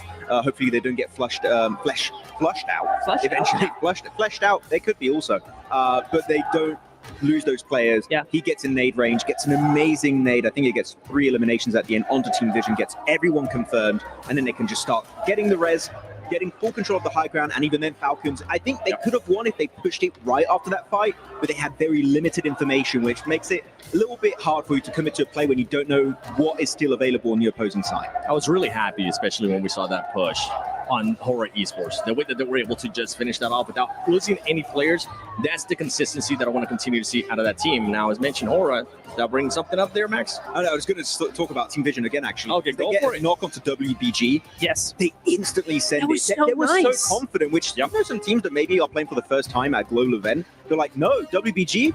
Who the hell is that? We're going to send it regardless. So I love to see a team like that. They're seen as an underdog. Be confident. That is what you need if you want to go for the trophy. I mean, the crowd is hyped. I'm hyped. I'm glad that we got a chance to see Falcons and kind of like, in a way, some of the top teams as well being able to at least put up some eliminations under here. Now, I want you to give me just a quick name. Going into Erangel, which team are you going to be looking at, Natura? WBG. Ooh, okay, Max. Regnum Karya. Okay. Well, you know what? Let's send it over to Blank and Jackie, and let's see maybe which teams you guys have in mind.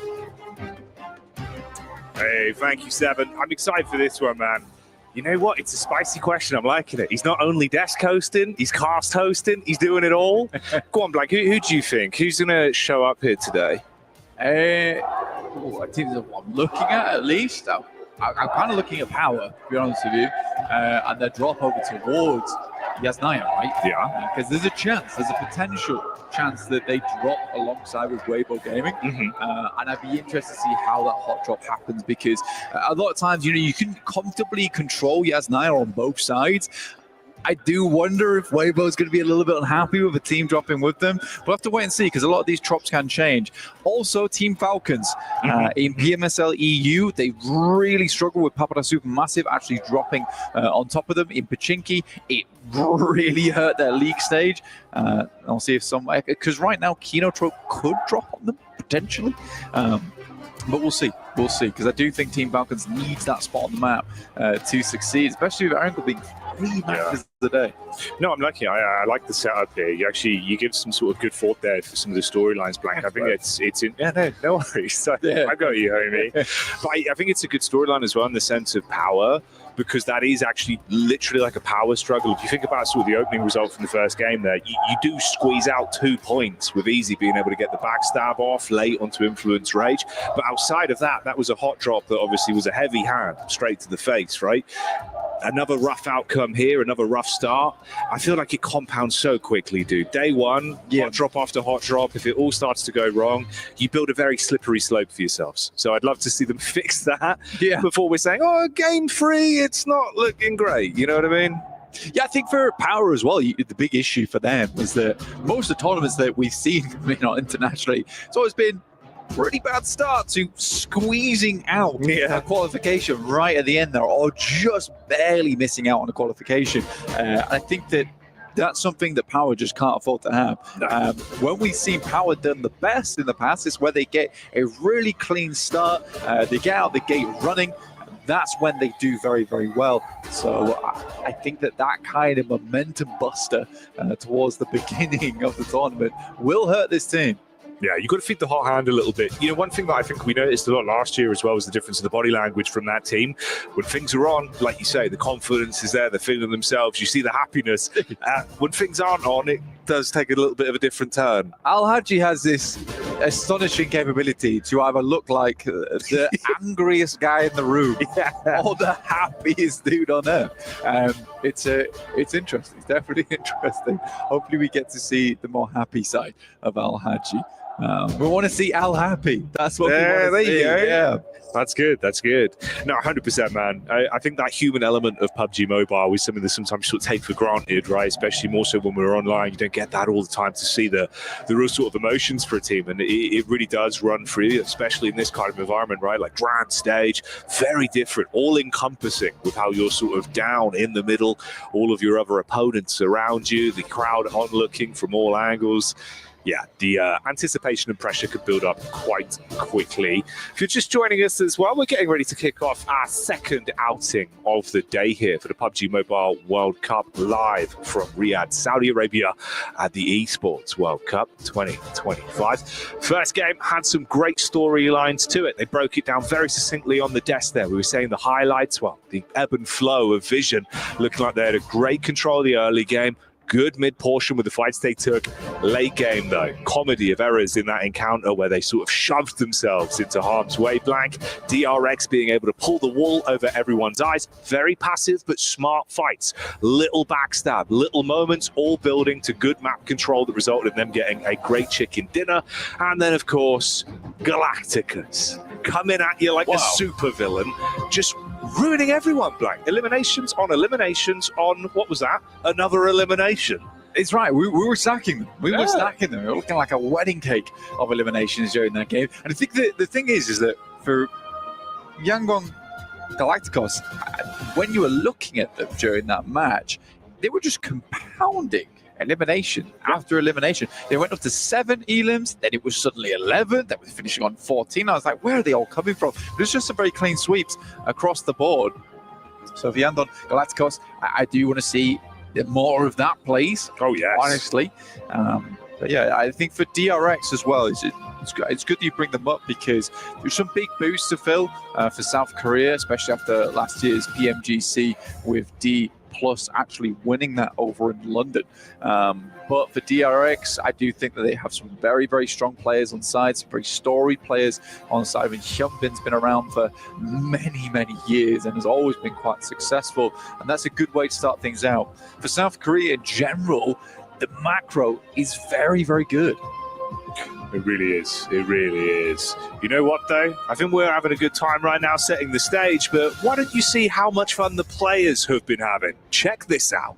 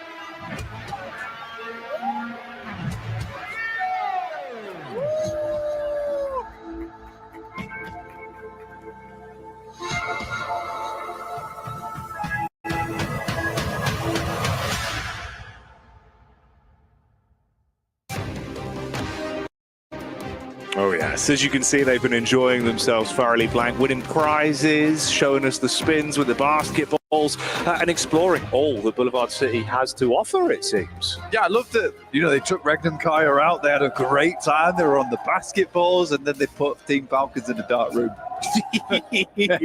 Yeah, that's where they went. They keep them guarded, you know, ready to come back and defend that title. Hey man, there's a lot of fans. There's a lot of fans for them, you know. Yeah, the Falcons' nest, they had to roast and wait for them all to blow over. It's cool. They've got their own place as well. They can all practice and make sure that they're tip top and ready to go. and all for the fans that you can see before you. Obviously, a large segment here where everyone's getting riled up. I like, that's what it's like the Wu-Tang, but it's the Falcons, like bird. It's interesting. Every time that camera's on him, though, he's going for it. He knows. Whoa, whoa, whoa! Yeah. Camera 1, camera 2, I'm on it. Camera 8, yeah, I've got a Falcon for you. Yeah. Caw-caw.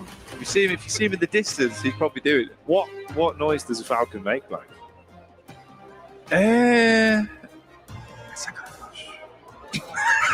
What's it like glides through the air? Yeah. All right, pretty good. You're going with that, actually. Obviously, trying to get you to do a bird noise, but I'll take it. Yeah, it's pretty accurate. That's it walking? Was that its feet? Was it walking? Pretty good, actually. It's kind of realistic. Yeah. Do my best. Wow. I didn't realize you were such a good Foley artist. Yeah, no, I've got like a tambourine at home, a little snare drum as well. Rain stick? Yeah, rain stick's important. Yeah. It was actually me who does a lot of the rain sounds for a lot of the movies. Really? Yeah.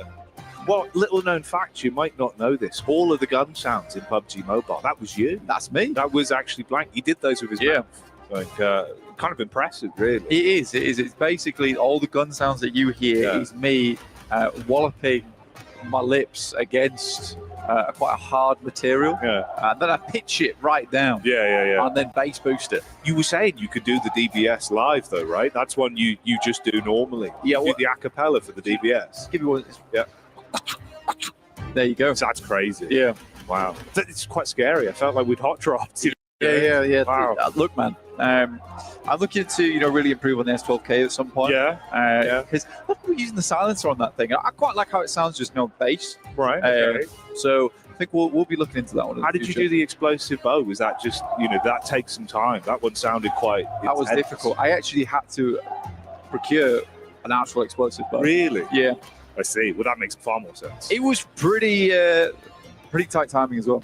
Yeah, I suppose they wanted it on a Tuesday. It was a Monday. I had to string the bow myself. God. Yeah.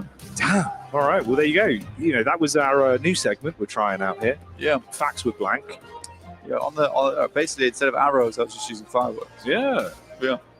Wow. There you go. So, all right. Brilliant. That's what we've gone for. If you enjoyed that, let us know, of course. Check that out. Yeah, check that out. Some more of this. Huzzah, indeed.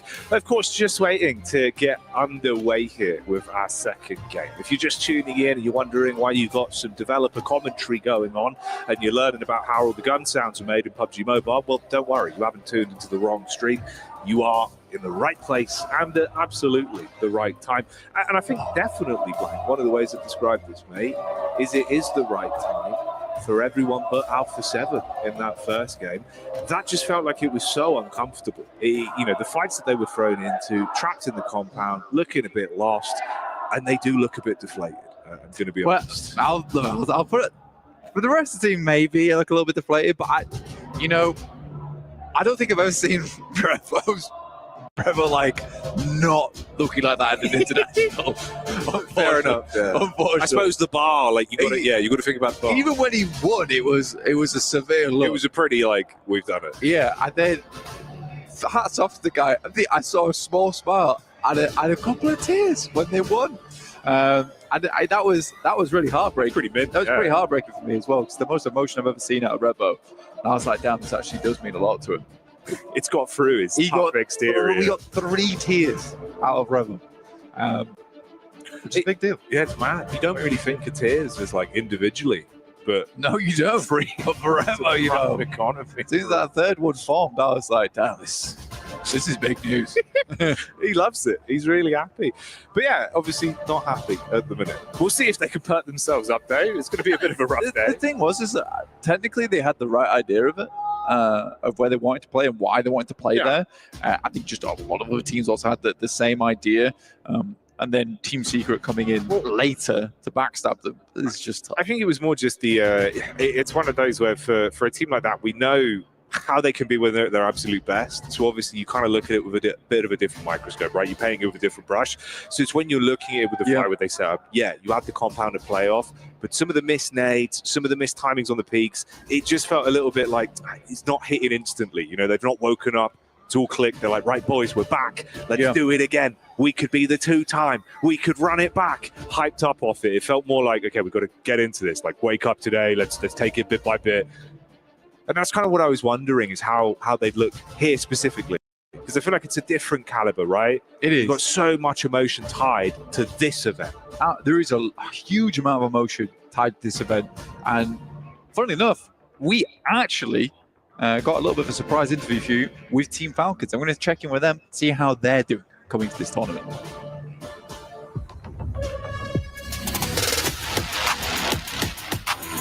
I think I adapt really fast because the team is hardworking, same as me, and then that's the result of us getting like good plays. Elan all in second here, most likely Asara being battered back. Koa doggedly in pursuit.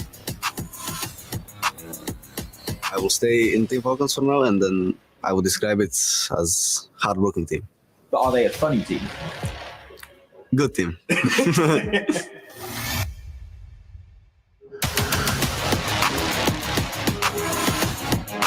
To be honest, I can deal with that easily. I don't have any pressure, even like between the fans or anyone. So I want to be remembered as PMWC champion and MVP. There is a sense of circle there for them. Ooh. The confidence came from mostly from all of us training together, grinding, and every day motivating each other. It all depends how my teammates play, because nobody can play alone.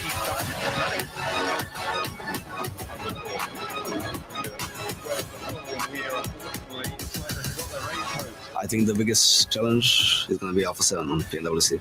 Thank you all for following us and for supporting us, and see you on the next tournament.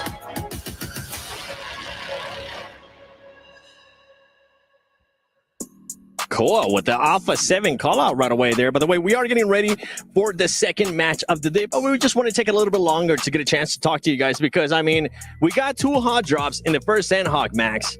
I wonder if we're going to be getting a little bit more hot drops here going into the first Erangel. Theoretically, 2 could happen, right? We got one in Milta that's going to be Influence Rage versus Power. Power did already fight versus 4 Thrives in Houghton last game. I don't think they want to do 2 back-to-back. They lost versus 4 Thrives, so hopefully they can avoid that one. But the very important one here is going to be Regnum Karia versus AXTMG in Rozhok. You said, Niptura, last game, maybe they want to make a statement, start off hot, have a little bit of momentum. Do you want to hot drop as AXTMG Regnum Karia? Absolutely not. I thought you were going to say just absolutely. I was like, no. Are you crazy?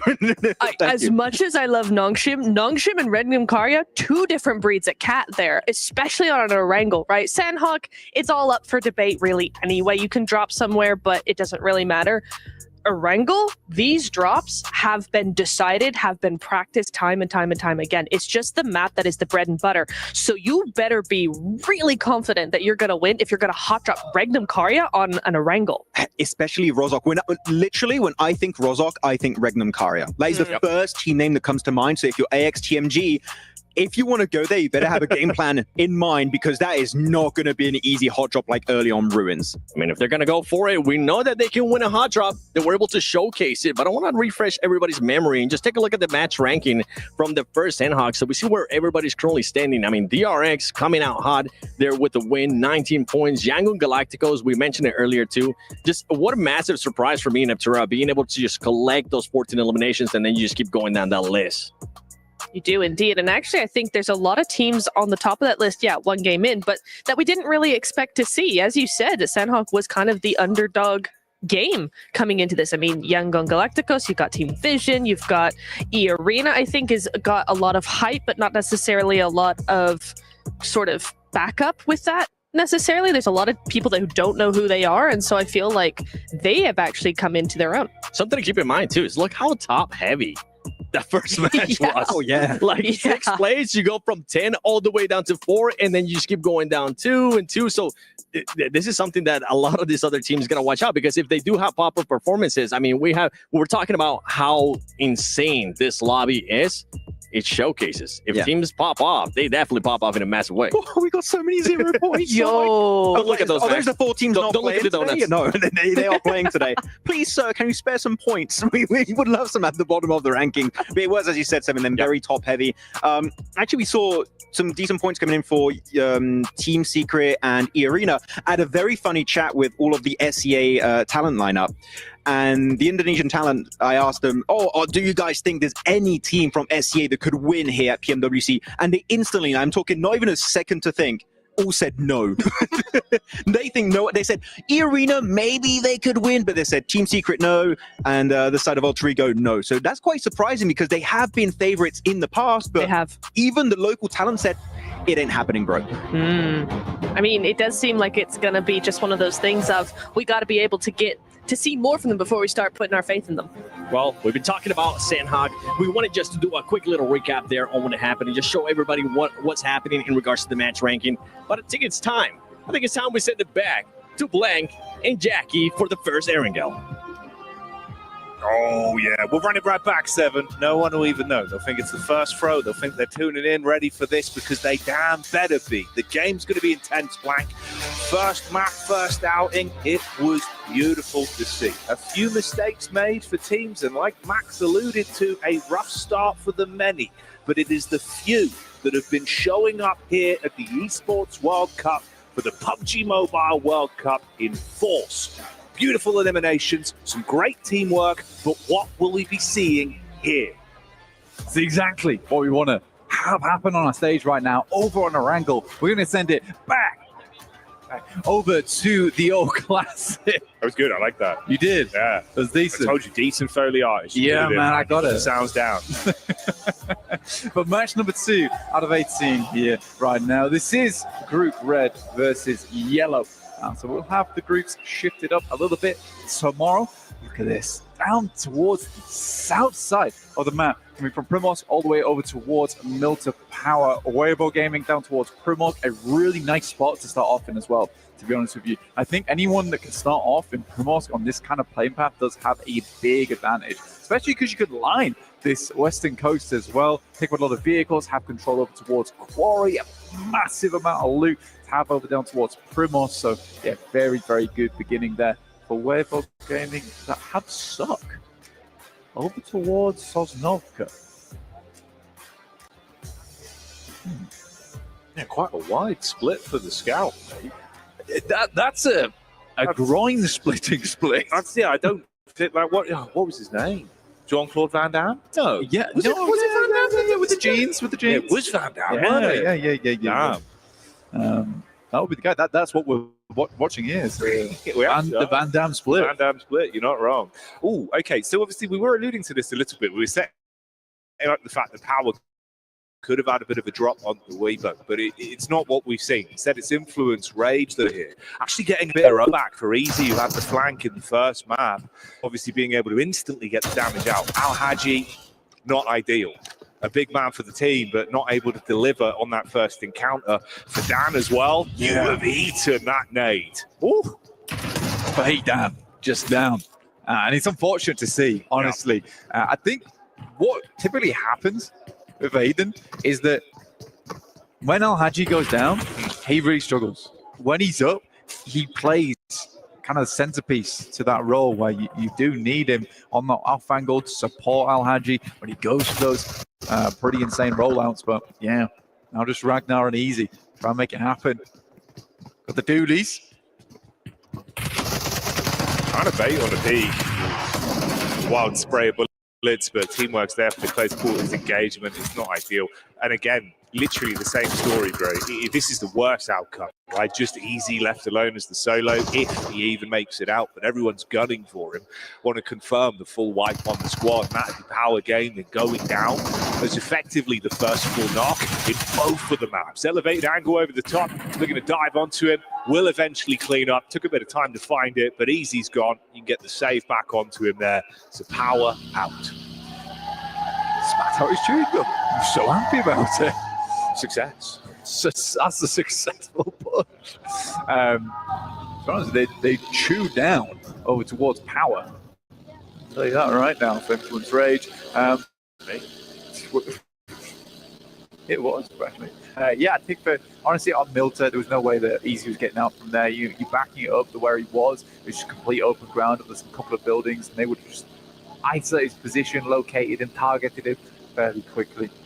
But it's a quick cleanup over towards Milter as well. It was. Obviously, we were kind of setting this one up with a bit of a breakdown on the split situation there.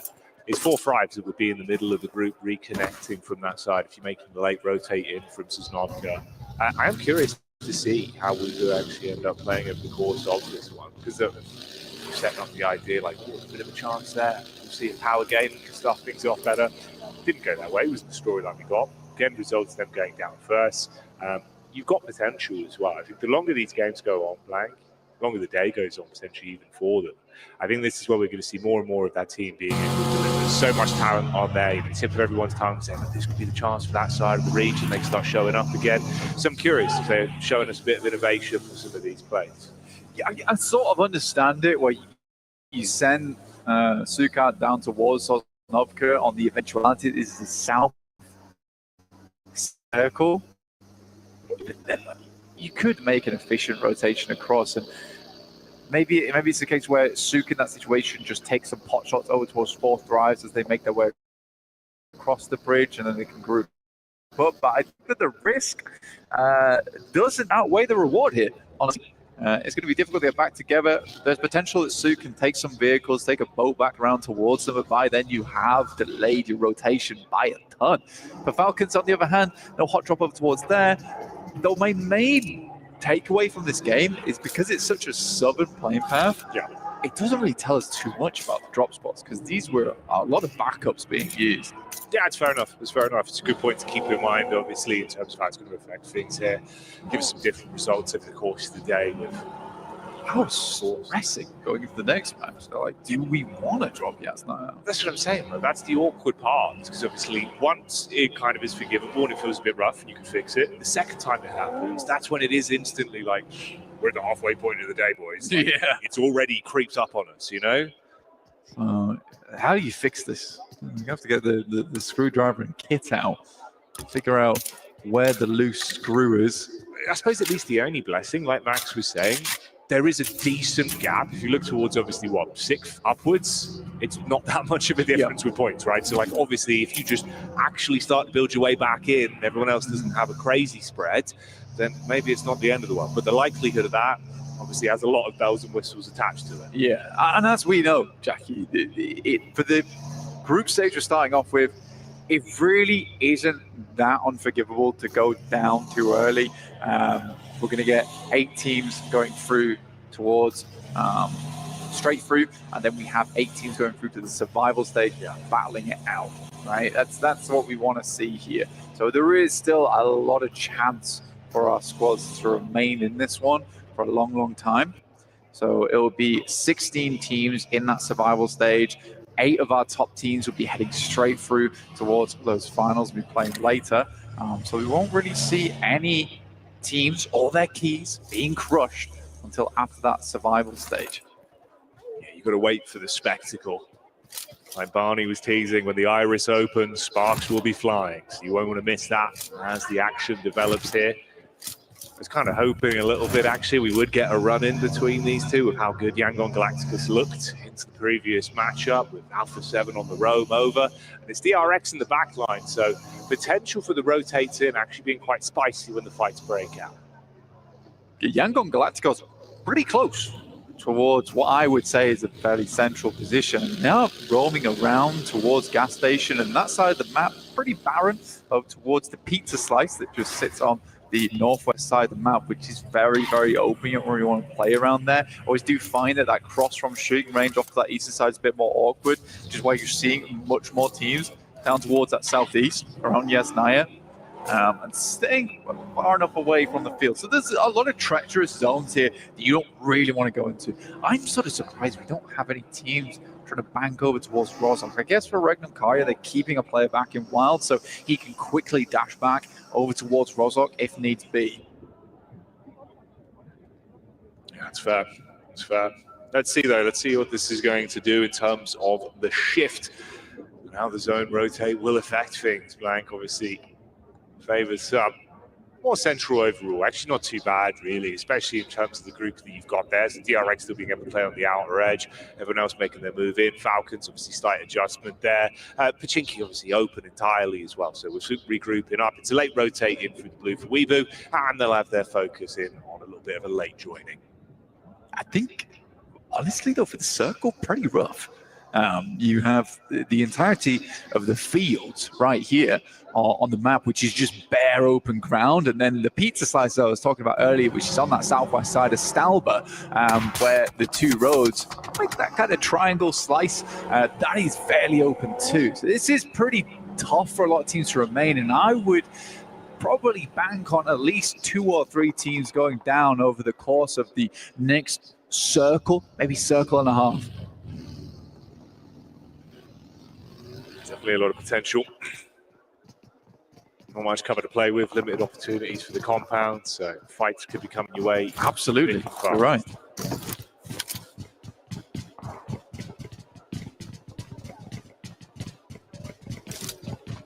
Team Falcons down towards the southwest edge. Like you said, Chinky was free as they'd left it quite early, but they're going to have to get past school right now. They're over towards apartments. A little bit more difficult to see because we are cramming 15 teams into a small space because they're all avoiding that fielded area. They're trying to take up space around some of the remaining compounds. You have the river that cuts through into the lake. It's a weird circle. It's a very weird circle. I do like this position DRX has, though Alpha 7 is waiting in the wings. Mafioso underneath. This typically is a really good spot to catch teams playing on those outer shacks and outposts just over towards the western side of Yasnaya on the lake. You can control a lot of area from this top side. Now, how will DRX handle Alpha 7 though? Because the rest of the team is making their way on over with Creo, Squash, and Revo just off towards the west. It's Mafioso just playing on the lip here of the rock face. He's had the vehicles approaching, the engine giving that away. Just tucks in, has to play on the off angle realistically. If they peek into him, he seems like he's got a good read on the situation at least, but spacing from the teammates relatively far. DRX trying to get a lay of the land, assess if anyone else is coming in from the other side. Didn't actually find him. He pushed up towards the rock face as well on the peak. He leaned in for it, but neither one gave away the info fully. So obviously it's just the audio he's playing off for now, staying tucked in. If they push ahead of him, could backstab them really nicely. They have no idea. They're probably confused on what's occurring. We're going to get our next circle. And it wasn't as treacherous as I thought it was going to be. This one is going to push a lot of teams away from the field, at least from Yasnaya, so teams could be happy about that, but it's across the river, Jackie. Over towards AX, E-Arena. Weibo's made a good wrap, actually, as well, over towards this north side. They are coming through that open ground, and Alpha 7 could chime in over towards that western side. We'll see how it happens, but Alpha 7 is so focused on taking over towards DRX, but DRX is left. We join now with Alpha 7's POV straight back in. And this is what you were saying, the rotate over there, taking shots from the back line. Squash, we know that he can be talented.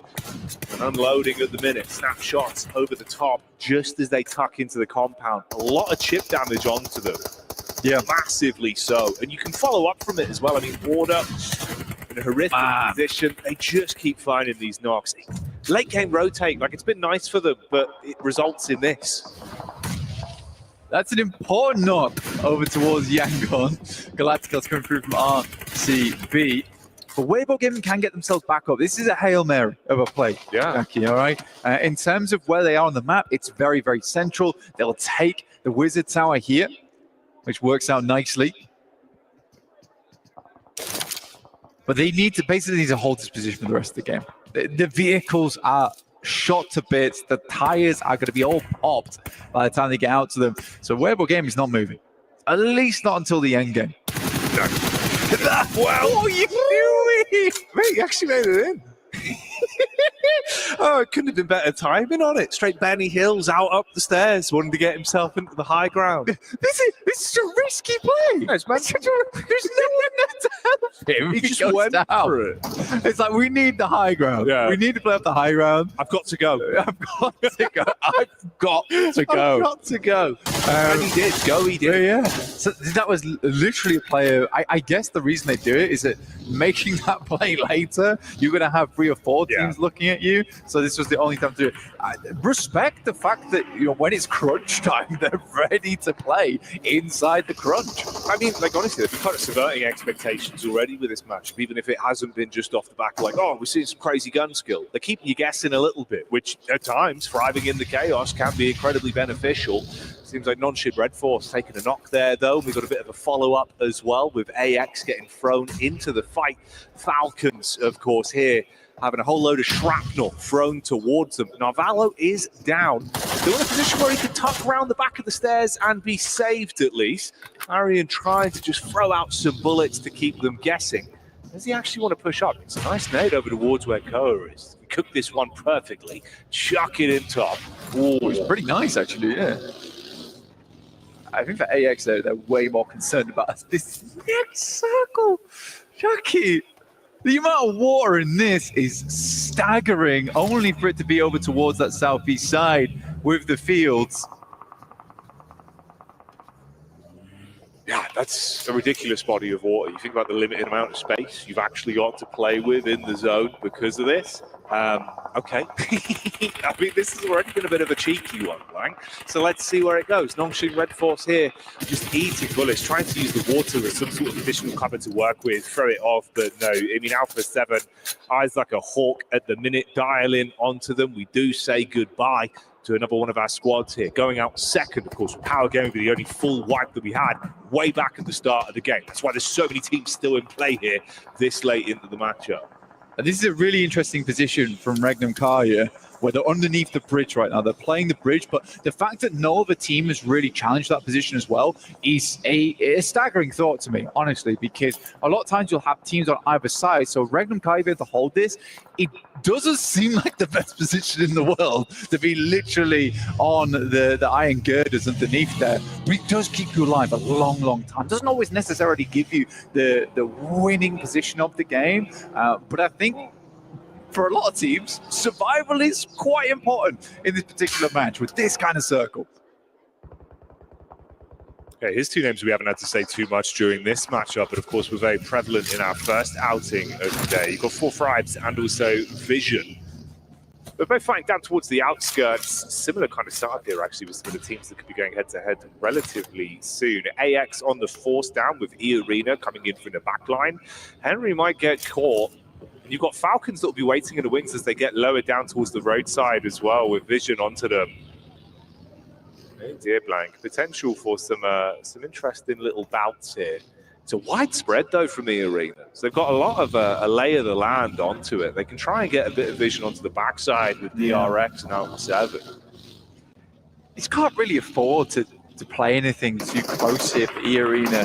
The space is just absolutely diabolical to play in. IQ, very, very good player. Been playing for a long, long time. Smart guy, hence the name. Looking to lead for Thrives towards a victorious push here versus Vision. They already find some good damage over their way. He's slowing it down. He's running circles around them. Vision realistically just have not had an opportunity to move too much over the course of the past few minutes. We'll come back to that thought as it's DRX. They've got the opening chicken dinner of the day. Now they're just being given an explosive breakfast with Nitro being thrown their way.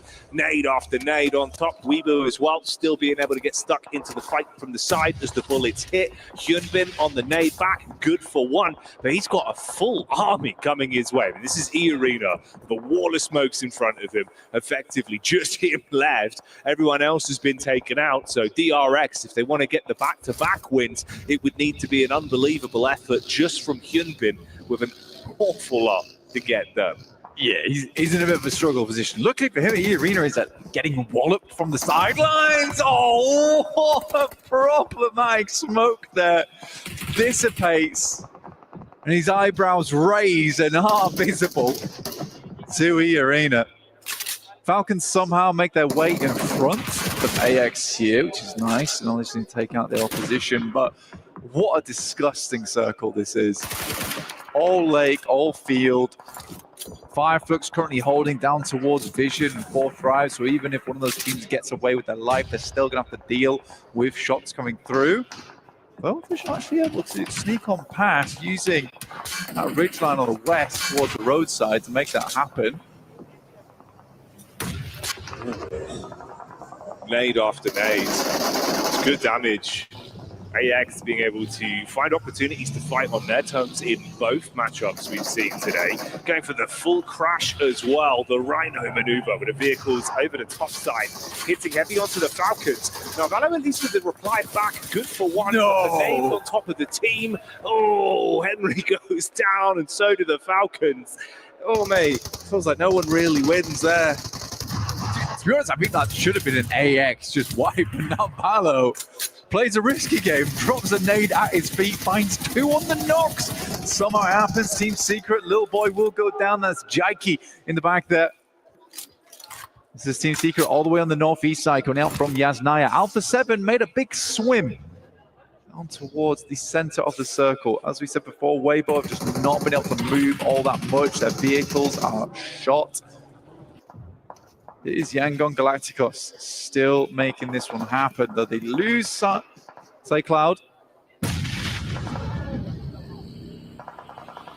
It's nice seeing the energy as well from Team Secret actually into this one. A lot of yelling already from them on the player camps. You can see they're trying to keep themselves fired up. Opportunity to steal away a couple of elite limbs so far. It's put them in a pretty good spot. I mean, you know, Influence Rage, top spot with 6 points, but you're at a close second, still able to build more as well. We've got 4 players alive. Now, off the back of what was a crazy dive in, Order still from a position to find more impact. Team Secret still popping up there and again and again.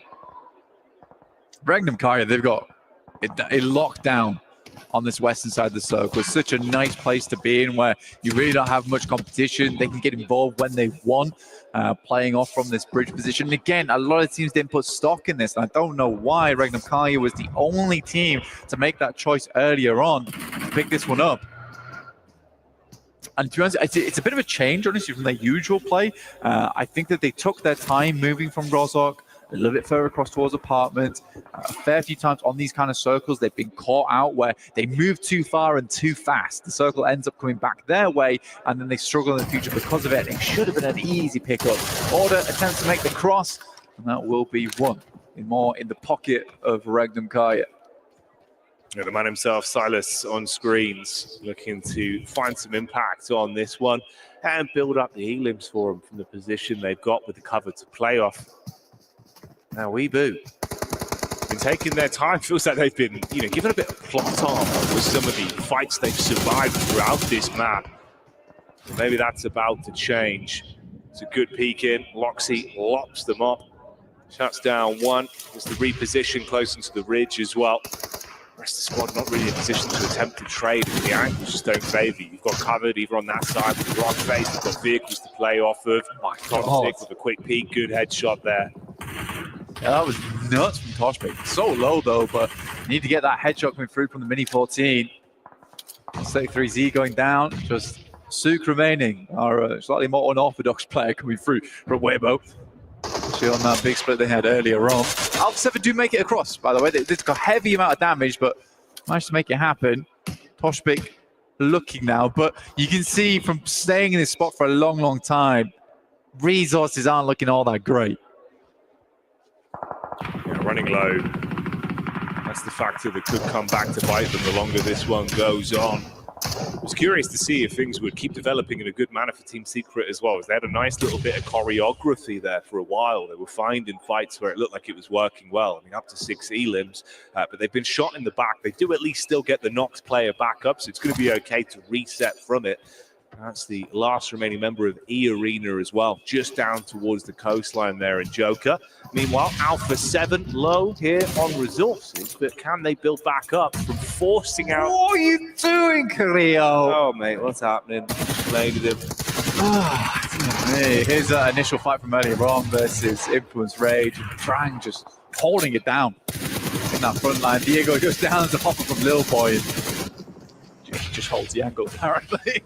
Yeah, I guess so. Kind of setting this one up where it's like, oh, this could be big for them, force them out, take the position off them, get some gear. Nade to the back of the face. Love that. But let's see if they can save Revo, get him back in the fight.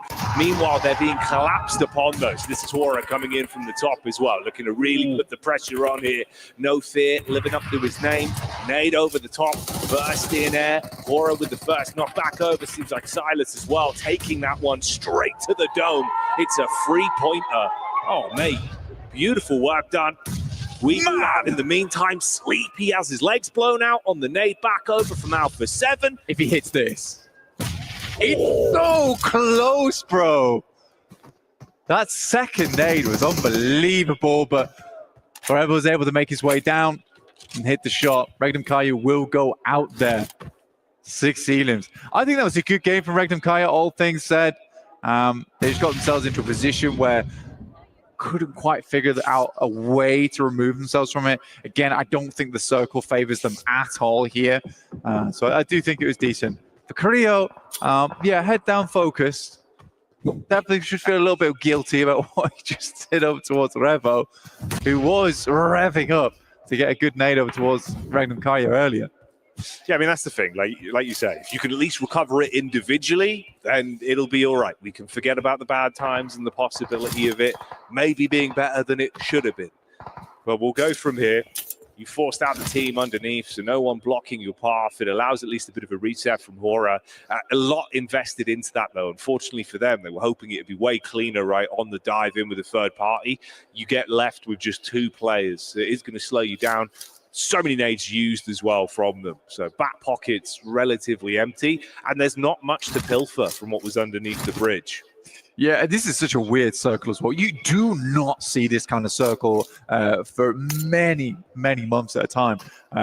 It's a very, very odd one.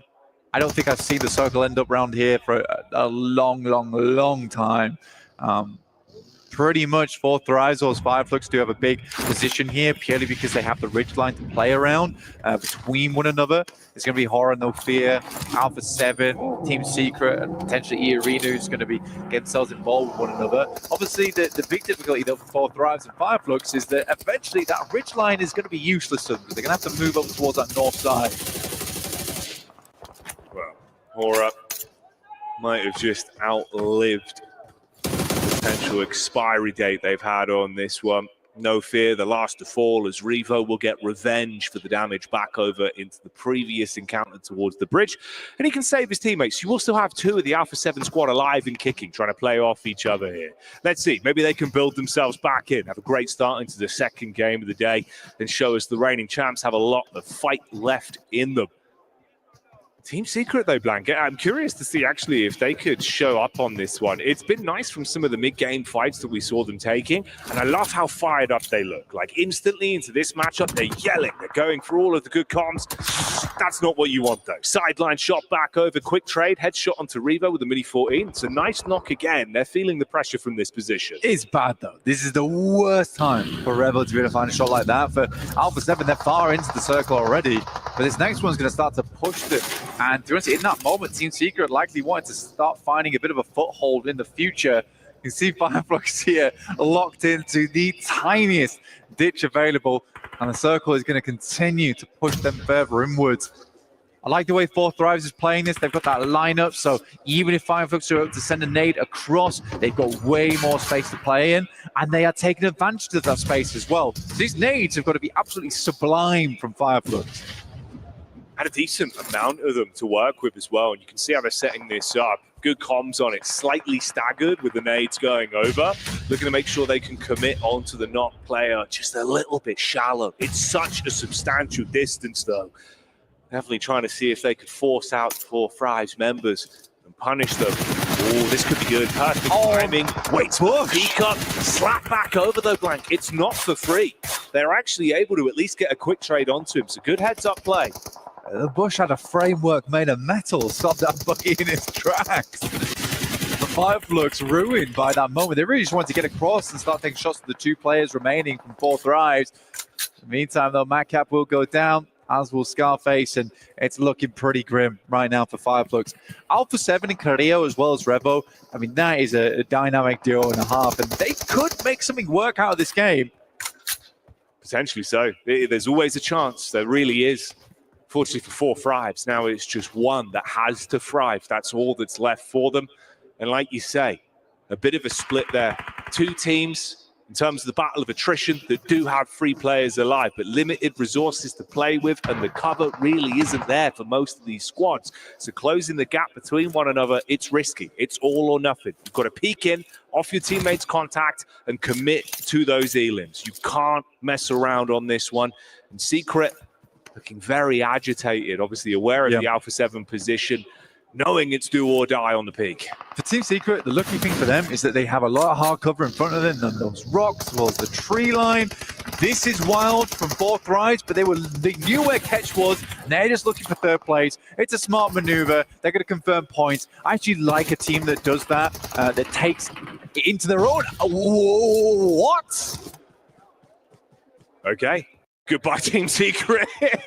That's how that goes, mate. The damage over the top with an aid and the absolute aggression from Alpha 7 that throws us back into a head-to-head 1 versus 2. Revo looking to let it rip on the shots over the top. And there you go. Alpha 7, your reigning champions. They might have struggled on the first game, but they're back. They mean business, and they take that one home. I mean, that's an apology and a half for Korea. I'm going to win the game for you. I'm going to win the game for you. Trust me. Yeah, I don't know what happened there. I mean, I was praising 4 Thrives for the fact that they knew where Ketch was. And they were like, we're going to just secure a 3rd place. We'll leave Noki behind. Then he could try and go for a 2nd or a 1st if he's lucky.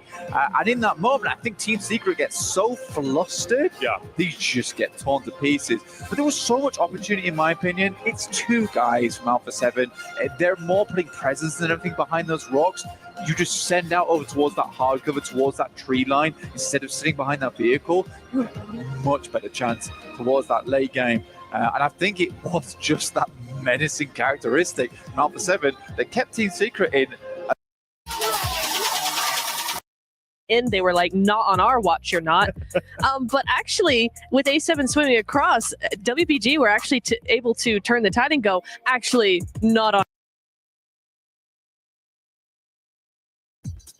And welcome, ladies and gentlemen, to the Kadia Esports Arena. Things are kicking off quite. Dude, so hot. And I think that's going to be the base of this whole game. When it comes to experimentation, as we head into our match number 3 of the day, it is Erangel. We're going to have 1 more Erangel after this one, followed by 2 Miramars over on those Dusty Dunes, and a few reflections, as well as John taking you through that one. But for now, let's get right into this 3rd match. And look at that play path. Yes! Far more central, mate. This is what we were hoping for. Obviously, last time around threw us off a little bit with some of the hot drops we were expecting and some of the rotates we were seeing. The secondary drops were called out. Things should be a little bit more cleanly cut here, and we'll see if there is overlap. In a weird way, again, it does actually kind of scare me if we do see Power going for the potential play that we could expect here with the hard drop. We'll see, mate. We'll see. Heading straight back down towards Milter, but Influence Rage is going a little bit further here, so Power should be able to hold on to this one. That feels bad. Yeah. The Influence Rage is not going back to Milter Power despite just demolishing you in it, so it's kind of like a pity play that you've been sent your way. I am curious to see if Pachinki is held solely by Team Falcons this time around.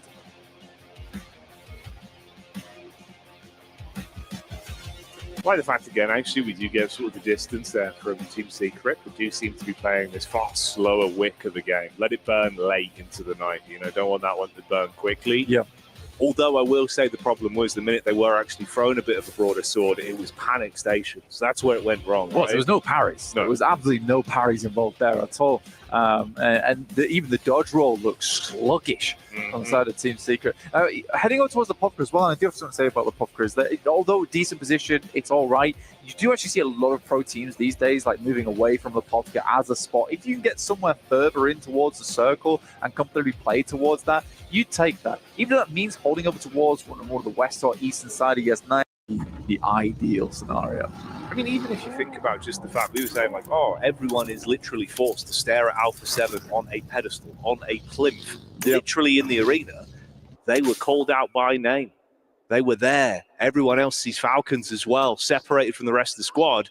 It makes you kind of have that animosity of, we should take them down. We should make sure, that extra oomph on the other teams where some people thrive on that. Like those little elements come into your mental game. It affects how you play PUBG Mobile. Suddenly it starts to change a little bit.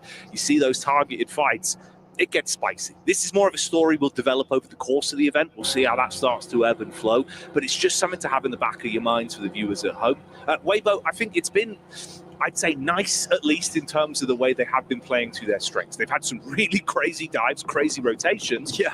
But they've made it work, so I can't fault it too much. It's obviously just not been the best in terms of converting it into actual placements or eliminations. I think that there's one region that just will make those kind of plays, and it's something that I always massively adore about that region, especially that play from Sook as well, just running up the stairs. A lot of teams just won't take the opportunity. They won't make that play. But Weibo and that region in general is one of the few regions like Americas where it's a case of we need high ground. But arrow been sent his way? It might be. Just locking him on the door. Yeah, this is kind of naughty. I mean, you've just got them pinned effectively. Like, obviously, smoke wall up, try and play behind, stay tucked in, but you don't have an opportunity to aggress on it. Like, the timing on the face from the angle they've got with the high ground, you should have the shot every time. Yeah. Attention is somewhat split, though. I want to know if that was Sook, because there's been a lot of talk about him actually carrying the explosive bow and arrow around a lot, just to lock players down in position. But we'll wait and see. We'll wait and see. That was pretty terrifying there for Regnum Kaya, but they can play that spot. They can certainly play that position, and it might pay dividends in the future. We'll wait and see if that investment was worth the time. Bravo 7, though, probably wouldn't be getting away from this position on that southwest side. AX are in front of them. They'll have to bash through there. Currently, Power is struggling on this bridge. The amount of times I've seen Falak on this girder, on top of the bridge, is a lot. It gives him so much vision as well. Ooh, okay. Nearly. Window of opportunity, obviously very slim. You've got to chicane on the push-up. Trying to keep the help from the back line. Takes a bit of time before he gets the first shot back over, but the first knock is the most important. Quick reposition. Got to try and get himself out of dodge. Takes the damage from the drop and the bullet from the side. So into a knock on the bridge, off the angle. Teammates now with more pressure on them. Split there, obviously incredibly awkward for Power with the distribution of squads they've got around them. It's DRX they've got on the other side as well. I'm just not sure what Power was thinking on this one, if I'm perfectly honest with him, where playing on this edge, it's so tough. Yeah, they're getting eliminations here and there, but slowly but surely they are going down. Again, they could have played in from where Team Secret's on, where the circle was, where it encompassed very Peer. You know there's going to be teams playing over towards Primos. There's going to be teams heading over towards Yellows. This is a situation where there's going to be many teams looking to lock you out over towards Lighthouse coming across that bridge. It's just an unreasonable decision, in my opinion, where they could have played it slow on the eastern side of the map.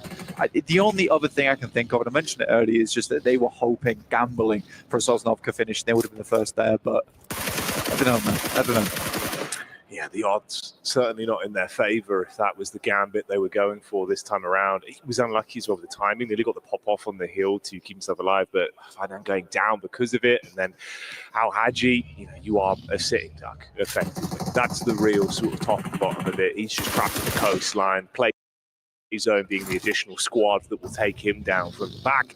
So again, Power Gaming, I think that's free on first squads to fall, other than obviously actually easy. Yeah, he survived as a solo, got those 2 points in the first game, but it's been rough. You're losing at least 3 players in the opening sort of, 2 to 3 minutes of each game now, minimum. It's rough. It's really rough, and there needs to be a big change towards the end of the day. Looking at 4 Thrives, though, they're doing really well. Second place at the moment. I was asked recently who my top 3 players were, and in that top 3, I mentioned Valak because he is one of the more exciting off-angle specialists, and you saw him there even on the bridge. That's another thing I love about the player, is that when he's in that solo position, where he's playing off the back of his teammates, trying to set up situations. He's so safe, so cautious with it. He was never going for the full-on spray. He was happy to let his teammates find those knocks, find those eliminations, and he just had to be the enabler, essentially. So he's a very, very cerebral player. And if you're watching PUBG Mobile, you never heard of him, I'd keep your eye on him during this entire tournament. 100%, man. Nerves of steel and really handy with the steel with how he was taking those fights. This has been Vision trying to get a bit more aggro as well with a dive over towards the hut side, isolate one player there as they get the info onto him. Quick pick up on the crate as well. Grab what he's got on him to restock themselves. Yeah, bro. He looked lost inside that shack, like he had no business being in there, and the arena was just getting evicted. Yangdong. They're getting secreted on right now. There's the dive over the back. Secret again. It feels like they do better when fights are on their terms. When it's suddenly thrown towards them, that's when a bit of a panic kicks in. It was a little bit awkward. They are being at least able to find some recovery from it. The zone's awful for them though, right? Consistently thrusted further forward. They have to just sprint through this, try and take it headstrong. They do win out on the fight, but with the double knock, it's going to still take some time to recover from it. Meanwhile, Weibo again. They always show up when you least expect it, and nades are raining. Why are they on the eastern side of the map right now? There's an insane rotate from them, which I didn't even catch. They were playing down towards that western side. Suddenly they managed to get themselves all the way up here. Just wrapped around, and Fireflux do find them. I think they were looking for a holdout as well over towards Fireflux, but losing Suk is not ideal. Matt Cap's been an awesome addition over towards Fireflux as well. Been finding a lot of success for the team. Where Ketch is no longer as potent as he maybe was in the past, Matt Cap has been pretty phenomenal at basically bringing him back up to level. Like, both of them combined make a pretty fearsome duo. There's been some fierce picks as well that we're seeing from the sideline there from Hora, still being able to keep themselves in a good spot in terms of the eliminations they're finding, where it's not an overcommit. So nice shots, again, delivering. Fireflux, it's interesting how much we've actually seen them really being in focal points of fights that have a lot of reverberations for the outcome of the game. It never feels like it really gives them the oomph they need. They're always on the, the wrong side of the coin. Yeah, that's the 100. Bruised by the nade. That wasn't a coin, that was a grenade. Yeah, it was. That was dirty. Heading through M79, trying to lay down some smoke in the meantime. It's not going to be. Solus does hit the deck, though. So does Scarface, and this is looking more and more rough. So very good shots coming through from Regnum Kaya, by the way, from that position they were talking about before. They're currently holding over towards that north side. Shame for Secret as well. If Team Secret were looking to build and compound off the points they were able to accumulate into game two, it's not really going to work out as well from them here. You go down relatively early, third squad to exit stage left. Consider a massive cool-off as well over on the side of Yangon Galacticus, considering how impactful they were with that opening game. But let's dial in here with Alpha 7. Mafioso, clean connection over the top side. Wow. EX giving as good as they get. And fair play to them. It's actually been impressive how good they've looked in terms of the amount of pressure that must be on this squad. You've got to deliver. Full commit on this. Push up with the DBS. Oh, it's clean for the first, but the fight back with the moves. Ravo starting to really bring the heat towards them. You've got nades running in from the side as well. Alpha 7 with a lot of targets on them. Ravo canonically touted as the best shotgun player in the entire world. Hard to deal with him when he's flying through the air, gliding on the back of those wings, the DBS. Only taking shots over towards him. It's 4 thrives, backstab, and Alpha 7 was stuck between a rock and a hard place there. Noki once again playing anchor down towards that south side. I think, honestly, 4 thrives have a very, very good position here in the circle. And Balak with 4 elims so far during this game. I do think they have a good chance here. And now taking away first place spot. Nepturo, unfortunately, mistaken on that call. But this is a big push coming through from Hora. And where is Silas?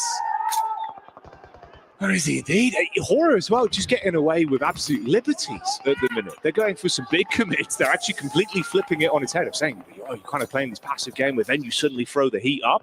The tempo control's really good from them. They're keeping the other squads guessing. Been great fights. They're starting to find themselves opportunities for eliminations. And again, like you were saying, as much as this is great for 4 Thrives, you've already been able to build up some points. Rest of the squads that in the overall rankings for the day, they're all gone. Anyone else that actually accumulated a nice amount have already been taken out. You can see it's the bottom end that is still alive with the overall points here. This could really have some chance to leapfrog you up. So this is a big game for a lot of the squads down towards the bottom side right now. Absolutely. For AX particularly, they want to jump further up the rankings here. Horror as well. Want to show a lot of these teams what they've got to offer, but 4 Thrives could bump themselves massively up in this game, getting a lead of something like 20 points on the third match of the day with Alpha 7 and Yangon Galacticos being down early and Vision's only just breaking into the 20 points now. Morris still going. I mean, that's Vision being completely removed, blinded by the power of Horror Esports again here. No Fear living up to his name as the rest of the squad's playing with that. Sleepy and Sky back-to-back. 8 eliminations combined between the two of them. Some impressive maneuvers. And we've been obviously sort of touting, 4 Thrives, they're in a good spot. If AX were able to find an opportunity to get the drop on them here, sort of pick them to pieces from the sidelines with the scout setup they've got, it could be a bit of a change of pace. They've not looked too bad over the course of the day so far, but taking down a team like that would be huge for them. There's been a nice reset for 4 Thrives to get back up to all 4 players. That's unfortunate. You're trapped on the edge. Nothing you can do. That's the last man going down. So we do wave goodbye to Fire Flux. They've been stuck out on that eastern side for such a ridiculous amount of time. It was not easy for them. But Weibo, despite showing off some pretty cool moves around the map and having some decent rotates into position, they've just not had the staying power in these matches at all. Not been able to dig those boots in to the ground. Felt like will be taken down by Sky, which is, to be honest with you, the speed at which he went down, that was an unbelievable spray coming through from Sky. Yeah, Sky's looking crisp today, dude. Like, some of the shots he's being able to find are really impressive, but it's the setup from them as well. The way they're actually sort of jiggling and playing off each other's contact, comms look really clean. Yeah. Absolutely. And Sky has got a massive amount of pressure on him. And I think we had a nice interview with him at the start of the day where he was saying that I don't really see it as pressure. I just see that fans being just loving us as a team, and I'm going to try and do them as proud as I can. For Sky, he's always been a phenomenal member of multiple different teams. Now, I think he's found a very nice spot here on Horror. Yeah, he is the star figure on that team, but by no means is he not backed up by some of the other players on that squad. I mean, No Fear's been around for a huge amount of time, and Sleepy and Jiggle here really feel like they have melded into the team very, very well. Yeah, Horror is definitely a team to keep your eyes on. I think maybe that's working for him as well, where it's not, the whole squad sort of playing against each other whilst being a team. Yeah. Being set up where there is sort of, no need for the ego. Everyone's happy to just set each other up, and it's working well, dude. Like, they're passing that baton brilliantly. It's funny as well because Sky is played on like quite a lot of highbrow squads, let's say, where he has not always been the player that everyone looks towards and is like, that's the top player on that squad. So it must be quite nice to be on a team now where he is that star player, but he's still quite a humble dude. So, getting set up, and he's always there looking to capitalize, help his team find that success. And this is an unbelievable position. I talked about earlier where Regnum Karya tried to pick it up early into the game, and it would have had massive success for them should they've been able to hold it versus Horror, but they just came in very, very fast over towards that position. It was super difficult. They're on the outside of the circle now, though, with Nongshim, Red Force. I think that's Binny and Tizzy currently playing in a shack of their own, and likely Horror's going to struggle unless they can start finding picks on the outside of the circle over towards AX or Influence Rage. Yeah, for the 10-point. Bob's up just as he can. And they're taking advantage of APG any points as you can. But let's take a look at the overall as we're halfway. What a lead! Whoa! 4 Thrives, 43 points. Horror Esports, 25. 4 Thrives, chill. I'm cleaning my glasses just to make sure I'm reading that right, and it is. That is a healthy lead for 4 Thrives. It's what you want to see in the group stage, right? When you know you have a day off at some point over the next 2 days, right? It's either tomorrow or the last day. You want to get as many points as possible today. Yeah, I mean, I'm looking at DRX in particular. If we're going to go on a negative quickly on the first page, they got 10 placement points. They have 1 chicken dinner. Quick math, that means 0.0 points back-to-back on their angle. This is the map you have the most every day, DRX, okay? You are the Korean team. You have the Korean champions here, normally of D plus Kia. You're replacing them at PMWC, kinda. We need to see more, and unfortunately, outside of Sanhok, nothing's been happening as you go to the second page here. Quite a few SEA teams in E-Arena in particular. When we're talking about teams that we need to see more out of, one that just pops into my head right away is Weibo Gaming. The hype that this team had, I was on that hype train too. Right now, they're just not being able to put up any points in Neptune. I think it's just kind of odd, but I do wonder if maybe, I mean, day number 1 is all about kind of adapting, so maybe we're going to see some better rotations, but also they're just not really been in play at all. Sook didn't find a bow yet. That's why. Oh, that's right. You'll That's find true. it. Yeah. Okay, all right. Well, you know what? I can't wait. Let's send that over to Barton because I want to see what's going to be happening here in Erangel in the next match. Welcome back to the Gadia Arena, where we are halfway through our first day of the group stage. But don't worry if you're only just joining us, because I'm here to break down everything if you might have missed it. Game 1, we had Sanhok, and we opened up with a bang because AXTMG hot dropped right next to Nongshim Red Force. AXTMG came out on top in that fight, but ultimately at the end of the map, it was indeed DRX that went up against Team Falcons in a 4v3. DRX came out on top in that fight and managed to secure the first chicken dinner of the competition and 19 points. Next up, we had Erangel. Erangel kicked off from the start. Team Secret were looking strong, holding the east side of the circle and ultimately not letting anyone come in behind them. However, it was Alpha 7 who had one thing on their mind, and that was survival, with the duo of Carrillo and Revos reviving each other constantly throughout that entire map and ultimately defeating Team Secret in the final fight and securing 20 points for them. Map number 3 started off a bit slower, a bit cleaner, because it was indeed a lot of people switching up their drops as I am lowered down in the stage. And 4 Thrives have to have an honorable mention for having such an impressive day, taking out Alpha 7 as well and managing to secure their first chicken dinner with 14 eliminations. What a first day we are through so far, but we're only halfway, 3 more maps to go. So let's hear some energy in the arena, because we're going to go into our next map very soon. There it is. We are halfway through. That's the important talking point. Halfway through today's maps, number 4 of 6. We hop back into Erangel, as Neptura said at the beginning of the show.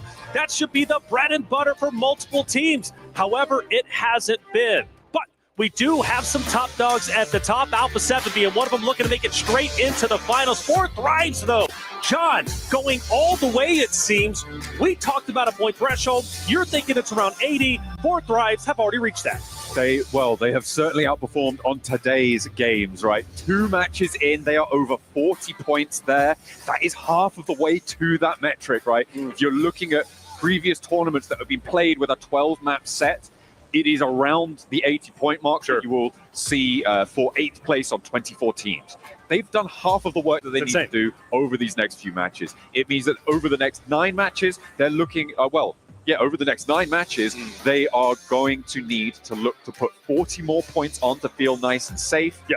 That is a pretty low average. I would say so. We see some big games, but we were talking about it. Consistency is key, not only here, but also in life. Let me not get too deep already. It's my first global event here, but I will say 6 points or so, you're saying, I think is where you want to be. But granted, that's, of course, not counting the first 3 games. We've got some teams towards the bottom. Now, we'll talk about them over time. Power's been struggling, right? Nongshim Red Force have also been eliminated quite early throughout multiple games, and they're not the only ones, but I do want to say the race for top 8 to make it into finals is still very, very close. We've got to keep our eye on from Team Secret and above, and of course the home favorite Team Falcons in 9th looking to make their way up. Yeah, absolutely. It is still very much all to play for at this stage. Because of 4 Thrives taking so many points from the lobby, that increases the volatility of the rest of the tables. It means that they're going to be closer to one another. It means that position jumps are going to be easier, or rather more difficult to fend off for the teams who have already got those top 8 spots. And it's going to be really exciting to see how that unfolds. I think that the most interesting team I saw on that table there towards the bottom was Regnum Kaya. This is disappointing for the reigning PMGO champs coming into this one.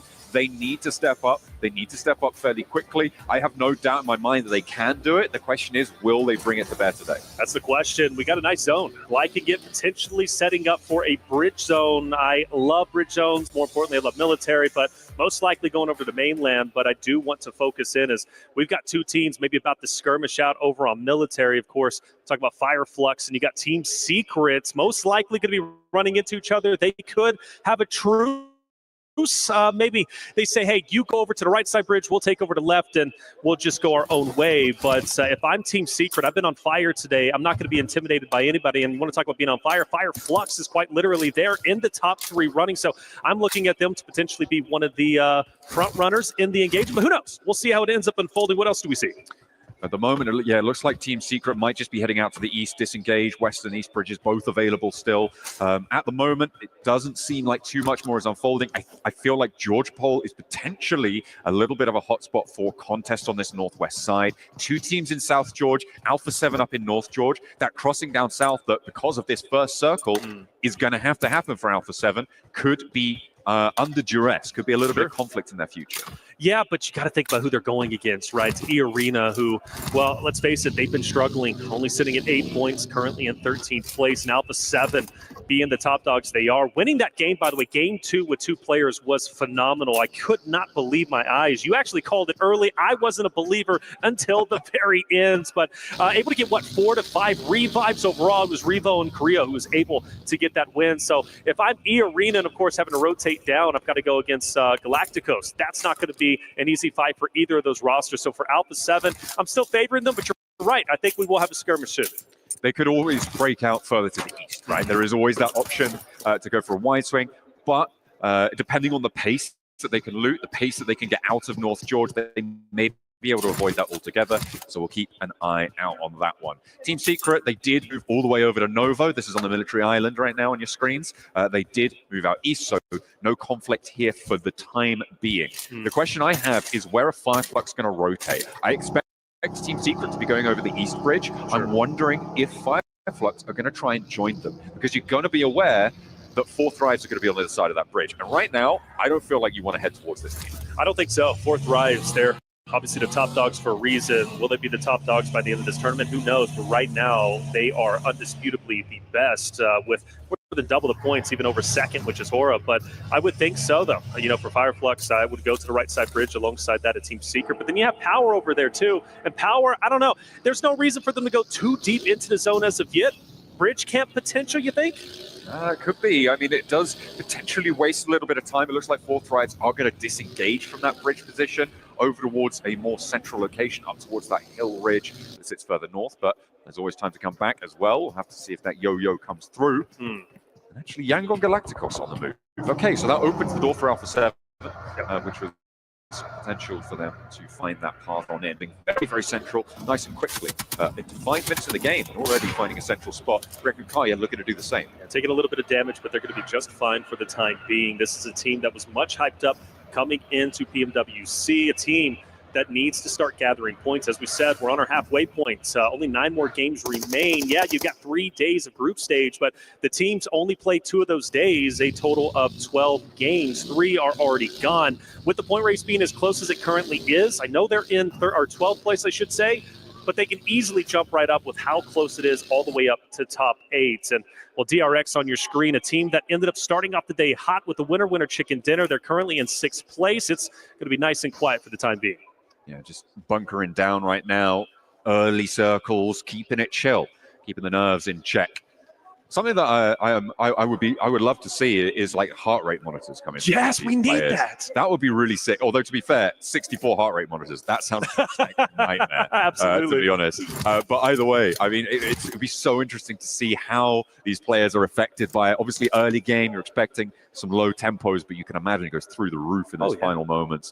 Unless, you know, you're Revo and Carrillo in the final moments. You're just super chilling. You know, Alpha 7 is one of those teams that are just always so relaxed, it seems. And you got to appreciate that. I think that owes to their success. Falcons getting active, which good on them, the home team. I know the crowd's been going crazy for Team Falcons, as you would expect. A lot of the crowd set up actually right behind the Falcons roster. So they're hearing the loud roars every single time they pop off. For Team Falcons, they were center zone. Of course, they've got a lot of teams around them, but I do believe where they're currently at is, again, they're going to be chilling. Not a lot of teams want to fight at the moment. They'll do it if they have to, but for now, it's all about positioning into stage 2. Absolutely. For the Falcons, they came into this tournament obviously as the winner of their region, coming in from Europe and qualifying through there. They won via a smash ruling. So if you want to take a look at that, make sure you go and check it out. But not yet, because we've still got more game to play. From that side of the map, influence.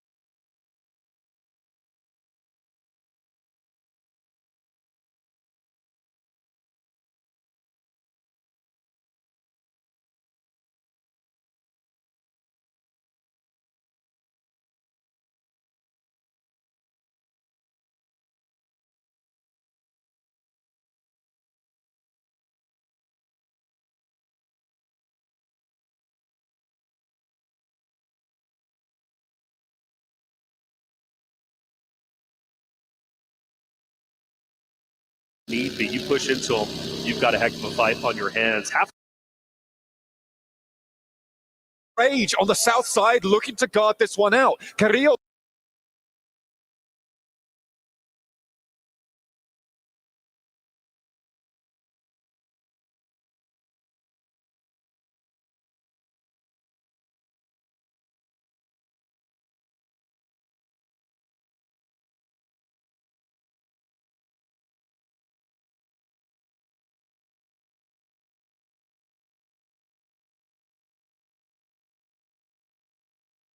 This Regnum Kaya stronghold, I don't know how that's going to go for them.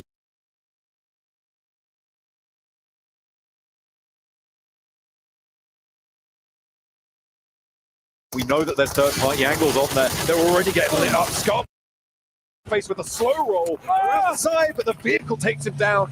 It's Regnum Kaya and Nongshim Red Force on the crossfire. Now the two remaining players of Fireflux going to try and send long over to the north side, a straight cut through the circle on the western flank. And in the meantime, in the wake of that rotation, Influence Rage push in from the west. Yeah, they're coming in, and they're going to be coming in hard. It's going to be a big push from them. Regnum Kaya needs to watch out, of course, as Influence Rage, a dominant team. Fireflux, I cannot believe that they're still alive in this moment. It's so unfortunate they lost 2 of their players, so now they've got to go at it. And well, Influence Rage actually looked to be crashing in on Korea, who's been a solo for the longest time. He has been alive, and he's going to keep trying as 4 thrives go down as well. In the meantime, Carrillo with his full send straight towards Fireflux. 2 players alive. What? But he goes too slow. No hop out to be seen, and Ketch finds a duck sitting in his sightlines. That's it. And Fireflux, luckily for them, they will be dead center of the current zone. That's great, but also could potentially make you a target. You've got Galacticus, who's going to be just onto your left.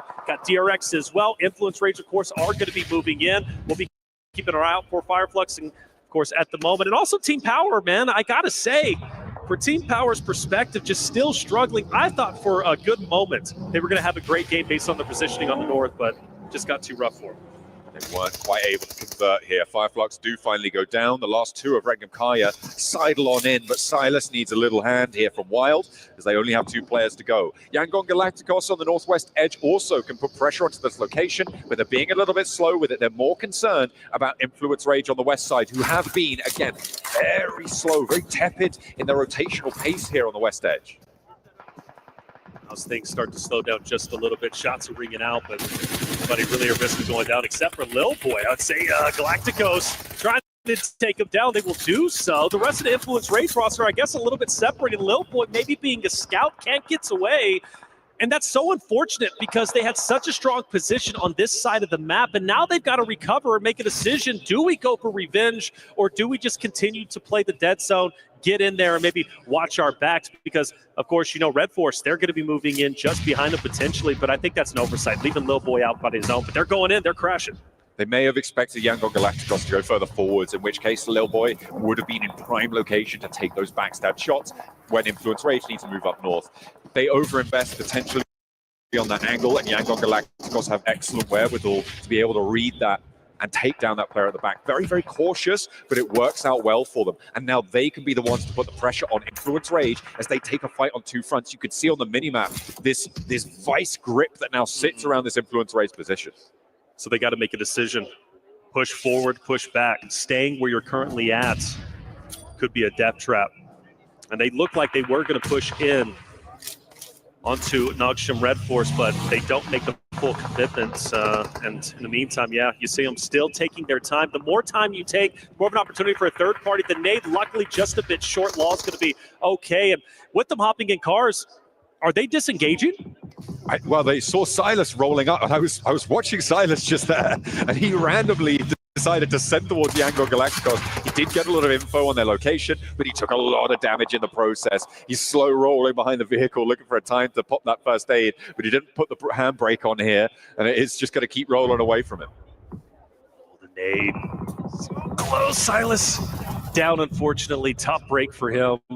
We focus now on DRX. Reginald just up ahead. DRX has had such a great day. This fight should be no different. You would have to assume anyways. For Reginald, Kara, they got to obviously make a bit of an impact here. For Influence Rage, by the way, standing strong, taking down the team opposite of them, of course, Nogshim Red Force. That's going to be a great opportunity now to gain a couple more points, move up. Granted, only 2 players, but still, with that gap being the top 8, so close to them already breaking into top 8, I think this game could be very valuable. Absolutely. They do have 2 players alive, losing Diego in that fight. They will be playing on from that southwest side. Yangon Galacticos disengaged because of this crazy play from Silas. So a little bit of a breath of life potentially into this Influence Race position. Ooh, Weibo though. Find the pick off onto Lorazin. And on the back lines, that's going to leave Influence Rage on just 1 player remaining now. And that is going to make things real tough for them. DRX, again, been fairly quiet throughout this. They're up to 3 elims, but they have all 4 players alive. They're playing on this long side of the hill. They're going to start to be able to move up. It's Yangon Galacticos, DRX, these 2 opposing positions, and Weibo on the southeast side as well. Already on 6 elims, by the way. Having a brilliant game so far, who have a more central position here. The rest is dribs and drabs, ragtag bunch of solos. Solos galore. That was from the early violence that we witnessed pretty early. I think, stage 1, stage 2, quite honestly. Law, though, very interested in what he's going to be able to do, only because as a solo, he can truly devastate potentially the positioning of not only the last player from Team Secret, but also Weibo, depending if he's able to penetrate that off angle. So he could be a thorn in their side, depending, but of course, all eyes on DRX and Weibo. And Weibo needs a good game here. This would be tremendous for him. They've been towards the bottom. They were much hyped up. In fact, I believe even in the power rankings, Weibo breaking into the top 3 for our analysts. So for them, this game could be exactly what the doctor ordered in order to rise up the ranks. You would hope so. For a while now, the teams from the PL have been a little bit out of the spotlight, looking for a little bit of a resurgence here. We've got Undertalk to look forward to, but for now, it is just Weibo flying that PL flag. Yangon Galacticos now moving on in towards Wild, but he spots him and immediately step up, spray down, where he can't give him that broadside.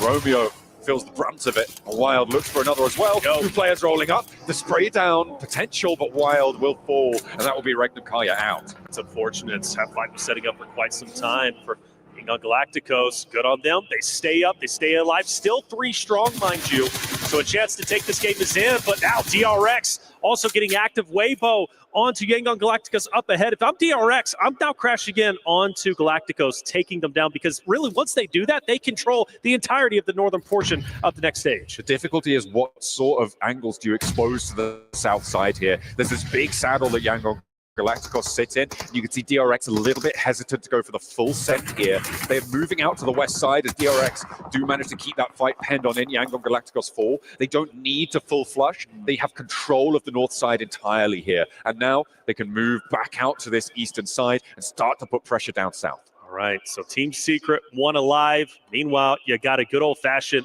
4v4 Weibo versus DRX. The overhead view showing you what's at stake. You got a little bit of elevation. DRX is going to be on the high ground. Meanwhile, the snakes in the grass of Weibo slowly inching their way up. The question is, once they apex that hill, is Weibo going to mow them down? It's all on the spokes here in these final moments as Team Secret losing their final play. Well, hang on a minute. Take it back. Sorry, hang on a minute. Oh, no. A little bit of miscomms on the spray down. Finally, orders there. The Souk can't quite connect. But now it is a full 4 versus 4. DRX, who have moved back out to this north side, have it fully under control. There's still an off angle played for her on that southeast side of Weibo Gaming. You can see that movement now coming up the hill towards that shack. And DRX looking to extend their influence here for South Korea. Quarter. You can't. Yeah, I was going to say if you can get an off angle, extend to the left, but it's a bit too tricky. A lot of utility was used from DRX a little bit earlier to take down Galacticos. I'm sure that they wish they at least saved a little bit of it so they can have this utility to apex that hill onto Weibo just up ahead.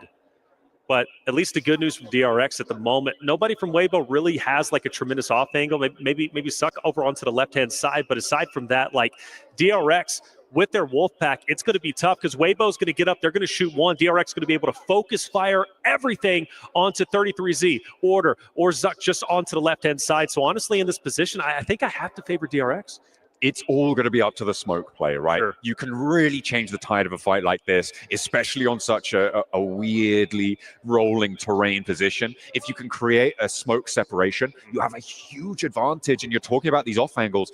Those can be assuaged with good smoke play, right? So it depends how you're able to target it. It also depends how much utility you've got left in these final moments. You could see that for Weibo Gaming, they've been through the ringer. They've got 9 elims already, but certainly on 33Z, there's no smokes, only one nade here. He's the tip of the spear, too. With his forward position, he's most likely going to be the one. Lone Weibo are no slouches to take that 1v. Very happy to see China here getting a big game.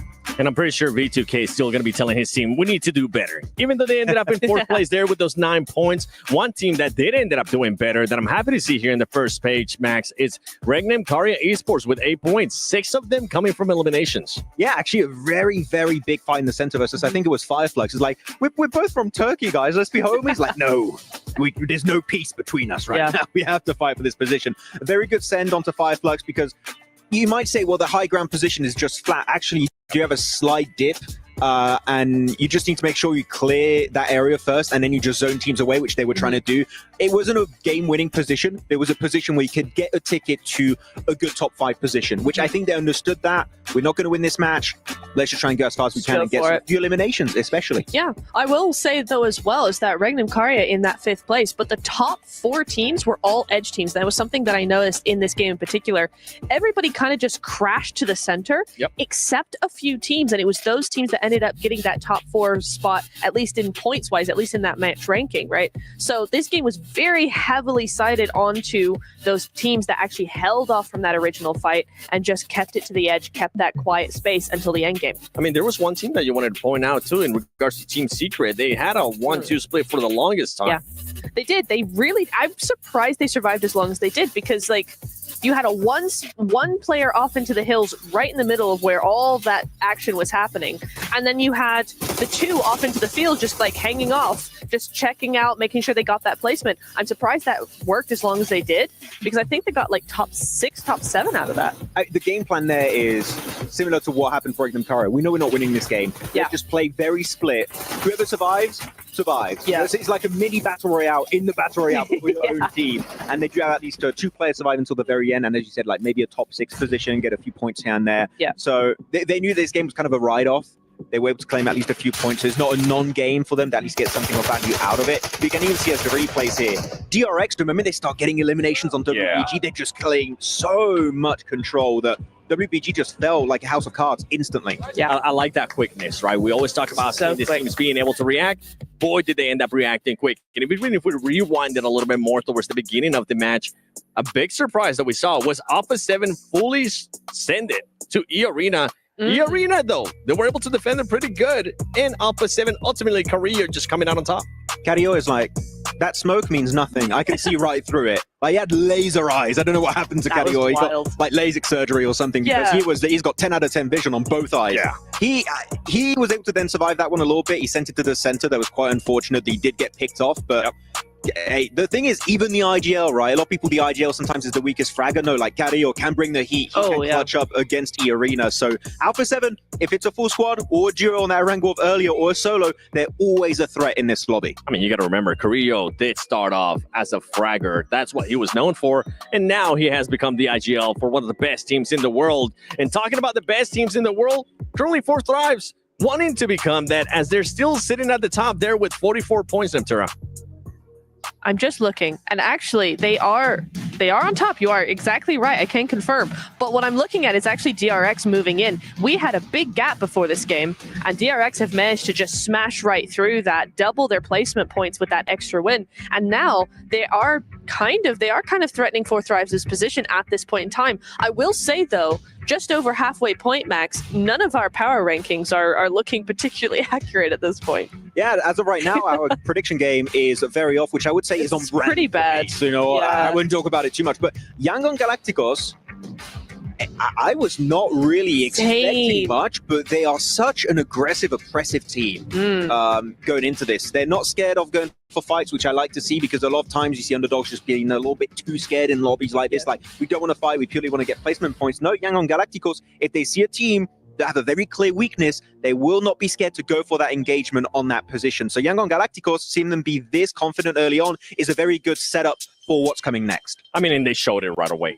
They showed it from the start. Yeah. One thing, though, for everybody currently watching at home, from July 25th to the 27th and August 1st to the 3rd, log in to Summon Airdrops and collect 2025 airdrop vouchers to enter prize draws for official merchandise, smartphones, BD partner rewards, permanent in-game items, and more. Every participant is guaranteed to win. Additionally, from July 25th to the 31st, vote for your favorite airdrop partner for a chance to receive a special gift from them. I'm going to be doing it. Max is going to be doing it. Neptura is going to be doing it.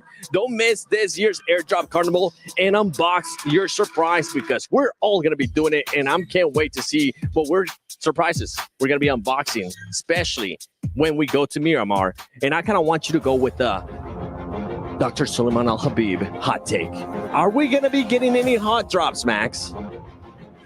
Well, there's actually a lot of teams dropping in El Pozo, so I would say yes. El Pozo hot drop specifically is going to be happening. El Pozo. Okay. All right. Neptura? Yes. To answer your question? Okay. Right on. Yes. What a hot take. Yes. My other hot take was that Miramar is hot. Spicy. It's going to be spicy. Should we just ban her from the I think we should just... I'm going to ban myself at this point. Yeah, they're not good. No. Now, at one point, going back to that last match, though, I think you mentioned something in regards to 4 Thrives, Neptura. Is there anything you wanted to mention about them? Because it was a lackluster match considering that big gap that they had.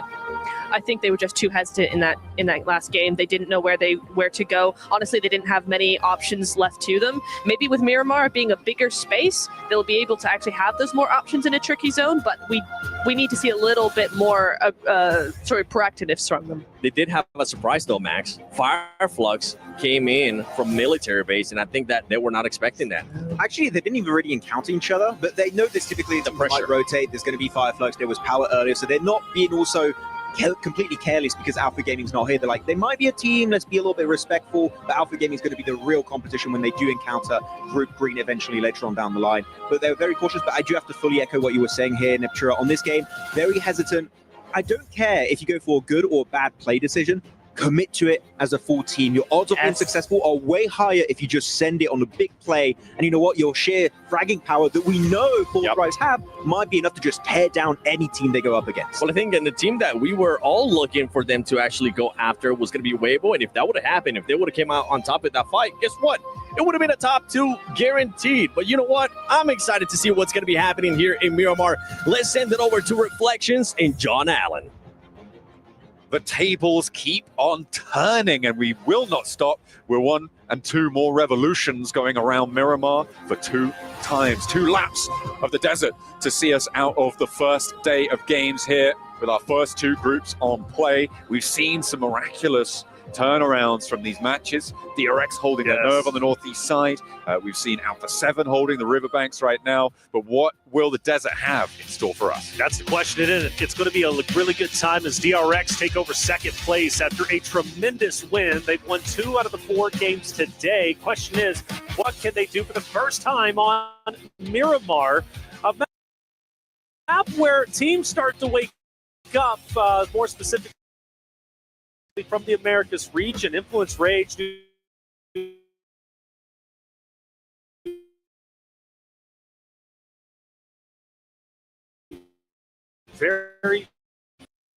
I've seen them drop 20-plus elimination games on Miramar.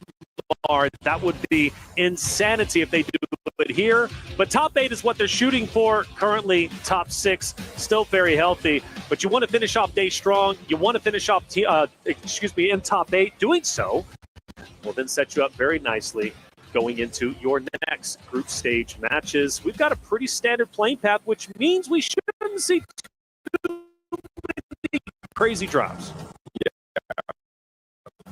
We're going to be fairly fair on the start of this Miramar here.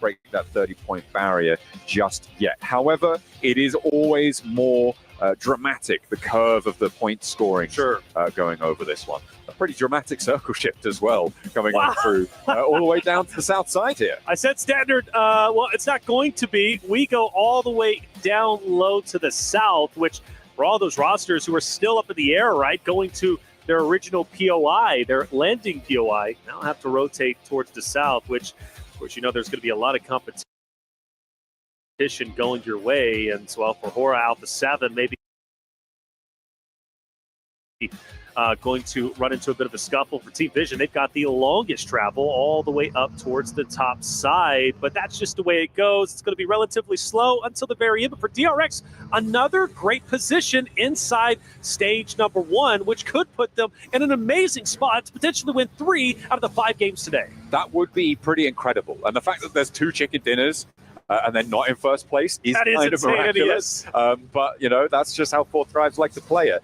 And Fourth Thrives didn't have a great game last time around. So DRX certainly have stiff competition, letting themselves down on those non-winning games, right? And when we talk about averages, you really have to look at these lower performing games. And for DRX, that is what is currently dragging them down. They would be miles ahead of the field.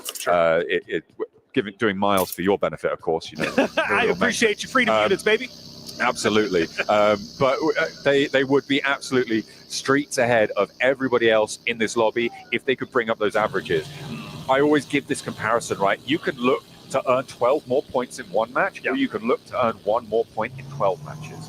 And it is if you could do that every single time consistently, that will build up to the same result. Sure, you can look for those 18 elim chicken dinners. Yes. Or you can look to put 2 more points on average every single game. And those are the small differences that really start to bring up these averages that can really power you through these tournament stages. It goes back to that consistency conversation, right?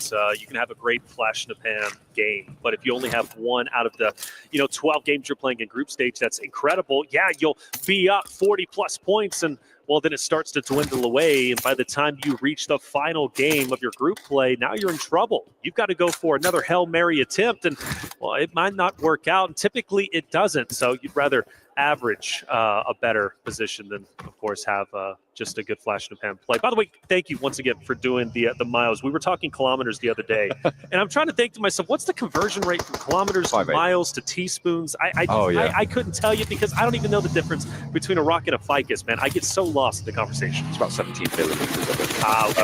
Somewhere around there. DRX, though, they might have had a central position, but Yangon Galacticos getting aggressive, like Max was saying on the desk, trying to take that from them and immediately taking down one of the South Korean players there, losing and going down to 3. Smiles on the chase as well. He wants more. He wants more, and he might get it. Shots potentially connecting a bit shaky. It's far out there. I don't blame him, but he at least says, hey, I'm still here.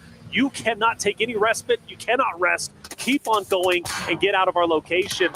But the question is, who else is going to be around him? Because this is a pretty tightly contested area. You got YG, you got Reginald. You also have, of course, Weibo, who's going to be just up ahead. Now they're honestly going straight into Falcons, who are going to be just below them, who might be rolling up into them. Could potentially be, but we'll have to wait and see. They're still a couple hundred meters out. That backstop for DRX is looking to be maybe contested. You're right, but it seems like they've fallen short. Up in towards Chumacero, which is where Weibo and Regnum Kaya currently sit, they are less likely to be pushing further south, right? They're less likely to be moving up into these hills right now. It's a difficult ascent when you know there's teams already in there. It will be difficult if it goes further south, but I imagine they're going to look potentially to split around the sides. Currently just looking to hold a little bit more pressure there. They'll have the high ground in Chumacero, hopefully under control, fingers crossed. But for now, they're just trying to keep the teams moving in from that north side out and force them into these coastal rotations.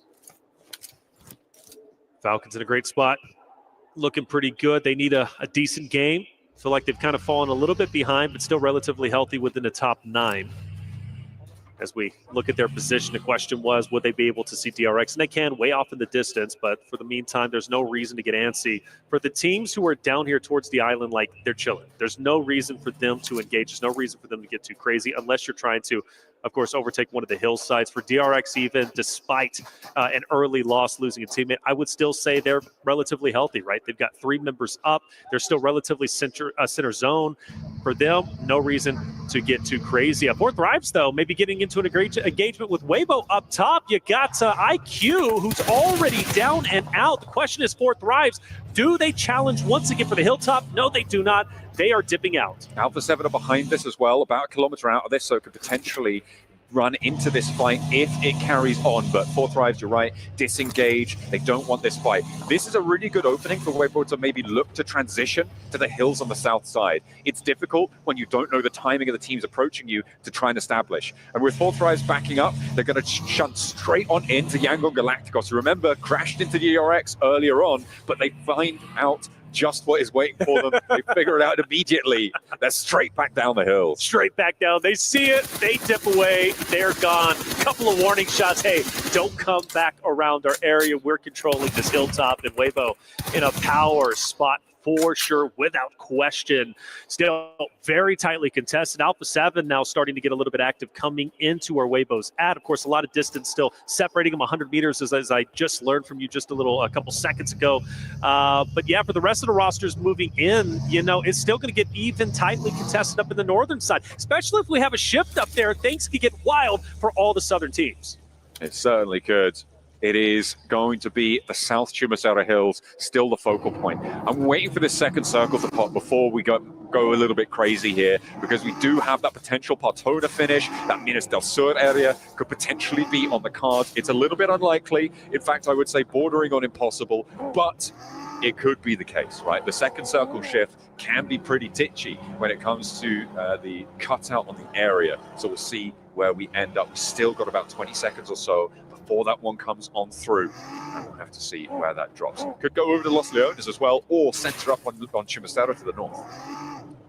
Find out very shortly. The arena's set up nicely inside of a compound themselves. Team that desperately needs to finish these two Miramars strong. Take a peek at the map as it will be transitioning very shortly. Every team very, very healthy. We do have a shift towards the south, which is going to be great for DRX. Honestly, even better for Alpha 7 as far as I'm concerned. They've got Horror moving in, but for Alpha 7, DRX, some heavy hitters still looking strong in this next stage.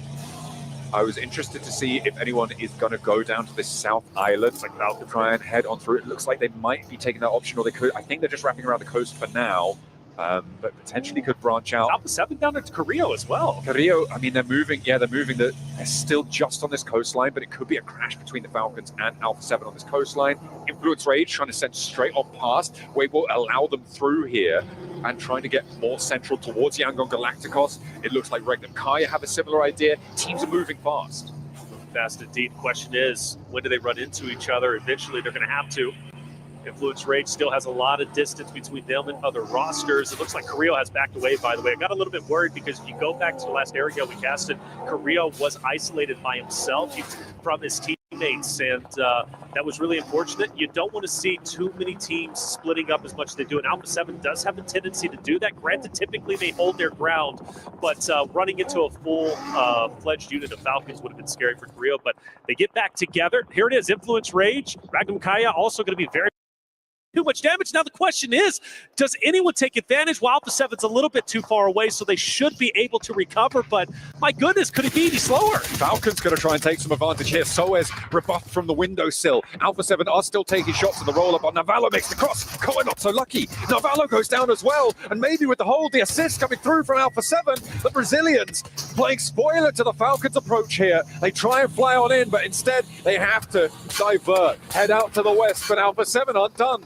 Another volley of fire, and they aren't going to quite connect on this one, but the damage is done. Oh my goodness. Oh, and actually still taking damage from a distance, and they're going straight into Hora, as Hora is going to be gunning down Falcons. This is surely the end. Only one more player remains, and Falcons, unfortunately, unfurling right before our eyes, the first team to be eliminated. And you know what's kind of spooky about that? That could have very well been Team Secret 2 if they would have stayed right next to Falcons, because they were at one point and going in the same exact direction, the same path, before Team Secret decided to drop south. Well, let's see if AXTMG can change the tune, because they're doing exactly that. You could see they are now positioned where the Falcons were. They're looking to push maybe towards DRX, depending, or they could just hold in this longhouse, hold in this compound on the edge of the circle, wait for E-Arena to try and make some moves, or Alpha 7, very unlikely that they move out from their spot right now with how central they are. It is only, of course, stage 3, so they are going to be looking to try and hold things down.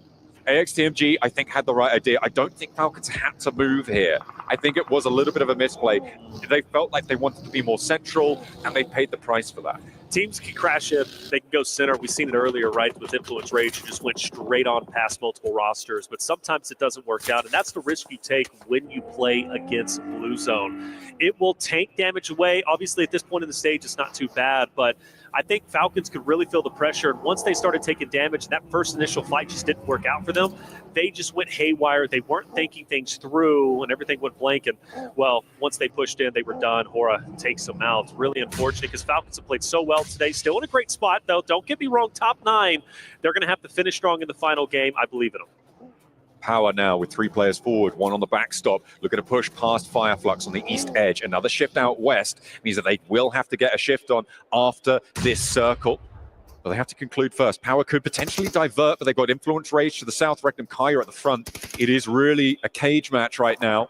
Any team could look to try and disengage it, though, on those edge positions, try and get out of the way. But Power, they take a shot. Again, it's not looking good. Easy falls once more. Just feel like Power is a team that sits too long. They're too indecisive, and that's what's been doing them in. That's why they're currently in dead last in 16th place. Even in this moment, where do you do? I understand it's a tough spot. Influence Rage on one end. On the other, of course, you've got Fireflux, who's going to be gunning you down. But Power didn't have to be here. They could have made a move, as we do have a zone shift. We still have Team Secret, who could take that left-hand bridge. But again, all eyes on Influence Rage, Fireflux, as well as Power. Power, I can't believe they're actually sending in. They got a knock, and they said, well, it's time to go in and go for it. Take down Influence Rage, and, well, shots are connecting, and Influence Rage will fall. That's 2 down. Ragnar and Alhaji roll on in. What? A rampage as easy is the only casualty. Esports E-Arena are moving in from the southwest side as well. They want to take a piece of this pie, but it's just a little boy remaining. If Power can conclude now, they have a chance against this fight. Let's go, E-Arena moving in,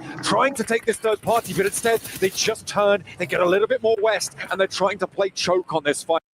But I'm not able to get it, actually. Devotee gets to clean up and somehow control this roadside. I don't expect them to crash down here. I don't think that they want to. What they want is to pick up the pieces of this fight, find these third-party fights, find those elims and try and steal them away. Mafioso's blocked by Order in the meantime, but they've got a fight in their own town to deal with. No fear, still just going for it with the shotgun, despite being on fire. Will not quite connect on it and will get flushed away. Order getting picked apart in the meantime, but Frankie goes down, leaving one player for Team Secret. Regnum Kaya and Nongshim Red Force in the meantime on the east side. They're also wanting to fight, and utilities starting to come down from, I believe, somebody else off in the distance. Silas, who has so much to gain and earn from PMWC right before your eyes, taking on the entirety of the world up ahead, but the shots aren't hitting. He's fully exposed, and all it takes for Benny to just swing to the right-hand side to take him down. A nade potentially that opened up the door to take down Silas. It's thrown. Swing left, my boy. Take him down. Fully commit to it. Don't let him get the reses, but Alpha 7 up top are going to take everybody out anyways. He has to stick to this monster truck right now. It's a slow-moving castle for him, right? As it stands, it just keeps rolling. It keeps him safe as Regnum Kaya fall before him. Benny now can just chill behind this one. I wonder if Alpha 7 expect there to still be a player behind this monster truck. We'll have to wait and see if they've got that scouting info. But now we're down to 4 teams alive. Benny's still going, and he's going towards the circle. He actually is. This is incredible. He's happy with this. Continues to squat down. Look, hey, you see it all, PMWC, and we've seen already quite a bit climbing towers, using your portable castle, as you called it, right? Going forward into zone. But for Alpha 7, you know they are punishing, and they are looking to punish Benny. He hopped in, he tapped the brake there into the monster truck, so he's stopped dead. Sook gets spotted. That is a big pickup for Alpha 7 because they're going to need to descend soon. And Weibo had that ridgeline. It would have been broadside if they went for a flat rotate, but they found that opener. The res needs to come through fast for Weibo. Alpha 7, Weibo, this is it. These are the 2 teams to win it as far as I'm concerned. Whoever wins this engagement are taking it. Benny might have an impact, but we don't know. But for 4 Thrives refusing to go out, even though he's a solo, he is mighty. 4 Thrives fighting till the very end. And, well, with that elimination also gives away his position, but he's fine. I mean, he's alive.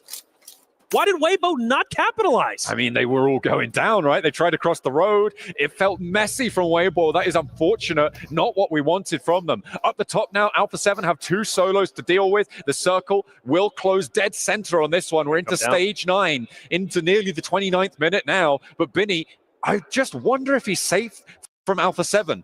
Not because of his position, but because of the knowledge that they have or don't have. It's weird for him, right? Because you got 2 solos and, well, now we're traveling. Look at it, Naki's out. 4 Thrives. He says, man, I got to dip a little bit. But there is still a world Alpha 7 doesn't win this if things get weird. And Benny is holding on tight to what he's got. And does Alpha 7 know Benny has left this monster truck? This is the thing. I don't think they do. The 2-player crash that they just did felt like they were rolling onto a solo. They'll know it's 2 solos alive. They'll know where Noki is from the gunfight. It felt like Carrillo and Squash thought that he was in that ditch amongst those vehicles. He was not. And now they're confused. They are, because they're fully focused on 4 Thrives Naki. Benny, they have no idea Benny's here. Mafioso. Oh, Carrillo as well looks to be cooking a nade, going straight. No, he throws it over there, but direct Squash ends up throwing a nade over here. The shot's going to ring out. And Benny's going to be exposed. He's going to get taken down. Mafioso finally hits the shots, and now it comes down to a 3v1. Noki with a chance here for 4 Thrives, but it is a slim one as Alpha 7 look to try and maintain their title towards the top spot. It's a battle for first place, but he's found Mafioso. He's got the flush. Carrillo as well. Noki, no! How can you do it to him? They want that first place. Well, you're going to have to prize it from his cold, dead hands. Squash with a chance now, and he's able to close it down. Finally finds it, but my God, what a run they gave him. Oh, my gosh. And you could see the relief on Squash Boo's face. Squash, the new addition to the Alpha 7 roster, such a heavy burden, such a momentous occasion. In the left, you can see how relieved they are. Outfit and champion challenge. I mean, we all 3 are big proponents of points are just coming in from eliminations. We'll see maybe in this last match they're going to be able to clutch up some placement points and some more eliminations as well. As let's send it over to Reflections. And they need a solid ending to day 1. They definitely do. It is, as you say, something they can't afford to let slip from them. Looks like Falcons are going to continue. I mean, a fight for El Pozo between these two teams seems like they're fairly committed. But Navallo grabbing a little bit more. It's burning time for this looting phase as well, which is what we ought to always talk about when it comes to these hot drops, especially on Miramar. Rotations take a little bit longer. You do need to get on the road as fast as possible. Mafioso thinks he's got enough to be getting on with, does have a med kit in tow, and will be able to get all the way up to the top, get that high ground unchallenged. First shot.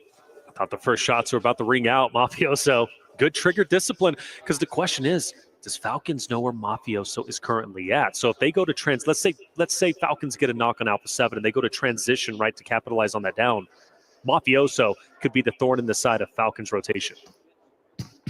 Certainly could. It's oh, hang on a minute. Influence Rage. Trying to rock up to Team Secret. They say, no, thank you.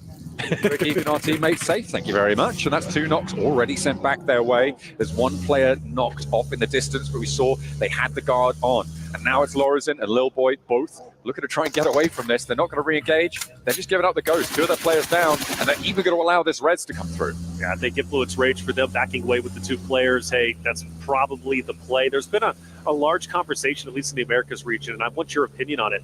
Is it worth it to just full sends with your remaining 2 players, your remaining solo, and try and go for the eliminations, or live to fight another day? Because there are some opinions that it's much better to just full send and fully commit. Even if you're the first team out, it's a better option than just surviving for another engagement. Well, take a quick look at that replay. That was a pretty sick mow down there with the M249. I think certainly you could argue either way. The question is, as it comes to with all decisions, I think in PUBG Mobile, is what is the expected value of a play, which means on average, how many points you get for a play like that. Is it easier to make, say, 2 points and lose the fight? Sure. In that engagement when you go in 2v4, or is it easier to try and live until 6th, 7th place as a duo? Right. I think that it's a lot more predictable to be to earn that sort of placement points in that strategy. So for my money, I do sort of favor. It depends. Well, obviously everything always it depends. That's right. Yeah. But for my money, I think that the disengage is the correct play there. I think so too, and I was trying to explain that because I'm like, disengaging, getting additional points when you know you're fighting for a championship here. You're fighting for hundreds of thousands of dollars, right? Literally life-changing money. Why not stay alive? Why fully commit when you know you're just going to be a martyr, right? I don't think there's any point in that. There are times, like you said, it's situational, and that's the beautiful thing about BRs. It's a beautiful thing about PUBG Mobile specifically. Yeah. Every fight is different.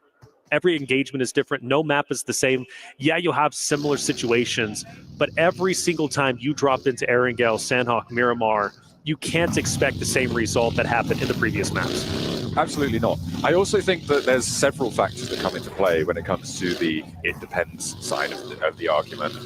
One, the length of the tournament that you're playing in, because if you're playing high volatility strategies, you can take those into a longer form tournament and be a lot safer, right? Because on average, it's going to bear out earning the points, right? Sure, maybe 4 out of 5 times you get nothing, but 1 out of 5 times, all of a sudden, hang on a minute, I've got loads. But you don't see those 5 opportunities in a short form tournament. So for 12 matches, you do want to take a little bit of a safer route. And it goes back to what I was saying about earning 12 points in 1 map versus 1 point in 12 maps. It's the same impact on the tables either way. Sure. And when you shrink that tournament size set, those lower volatility plays, those more certain plays become more and more valuable in this specific scenario in terms of points earnings. Looks like Alpha 7 finally striking first onto the Falcons roster. Mafioso will drop 1 for Falcons. Not a guaranteed cleanup, I don't believe anyways. I take a big no. So Falcons going to have a downed player. That fight's still going to be extended. You've got a couple of rosters, kind of close, right? Hora could be moving in. Maybe the duo from Influence Rage for the third party. But as the zone starts to shift in just a couple of seconds, everybody's going to come in relatively unscathed. The question mark I do have, however, Falcons and Hora, because they're relatively close to each other, and Falcons are going to skate just by them. Still not quite fully in conflict here. Hora could potentially divert So could the Falcons. They haven't fully committed yet. The circle bounces back, so we had a hard southeast shift, but we do go further up north. I mean, this is good for all the teams that sent in towards Chumacera. It helps them out a little bit. For DRX, it looks like they're going to try and rejoin that mass of teams in the center. But that conflict on the west that you spoke about just before their reflections is going to pop off. And at the moment, it looks like Horror are going to be eating dust first, but Redox doesn't look super healthy. Will get knocked in turn. Yeah, you got No Fear, who's also down. Jiggle from off in the distance. Falcons look to be winning this in style. Granted, one player down, and well, they're not out just yet. In fact, they look like they're trying the dip, which means they're going to be leaving their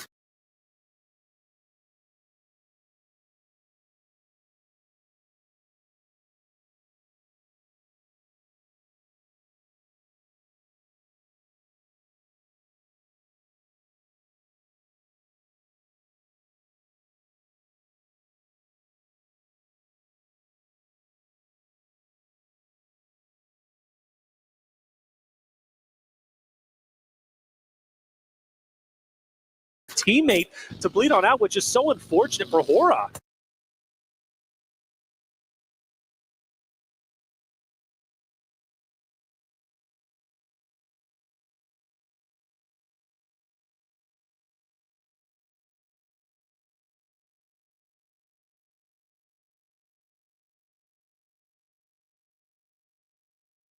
Putting up a wonderful fight, and Falcons are feeling the heat.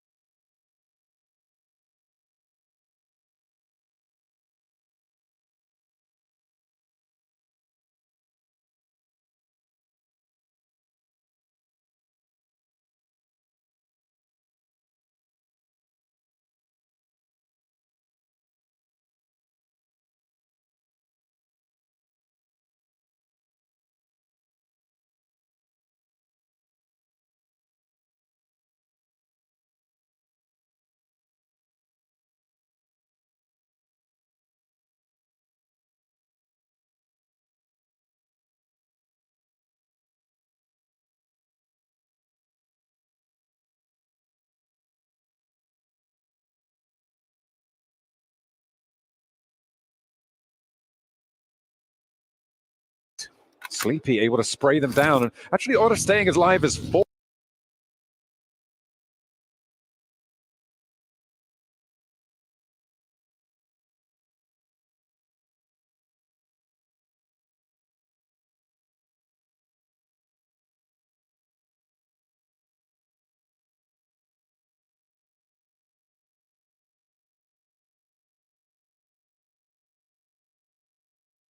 With Novalo getting felled as well by 4 Thrive.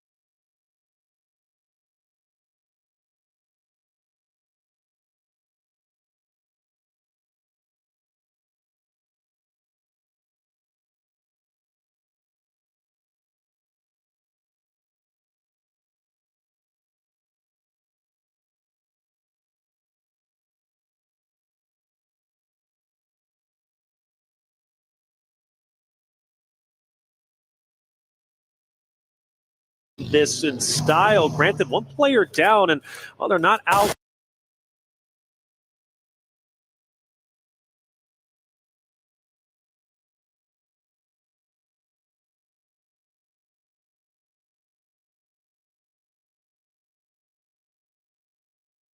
Just yet. In fact, they look like they're trying to dip, which means they're going to be leaving.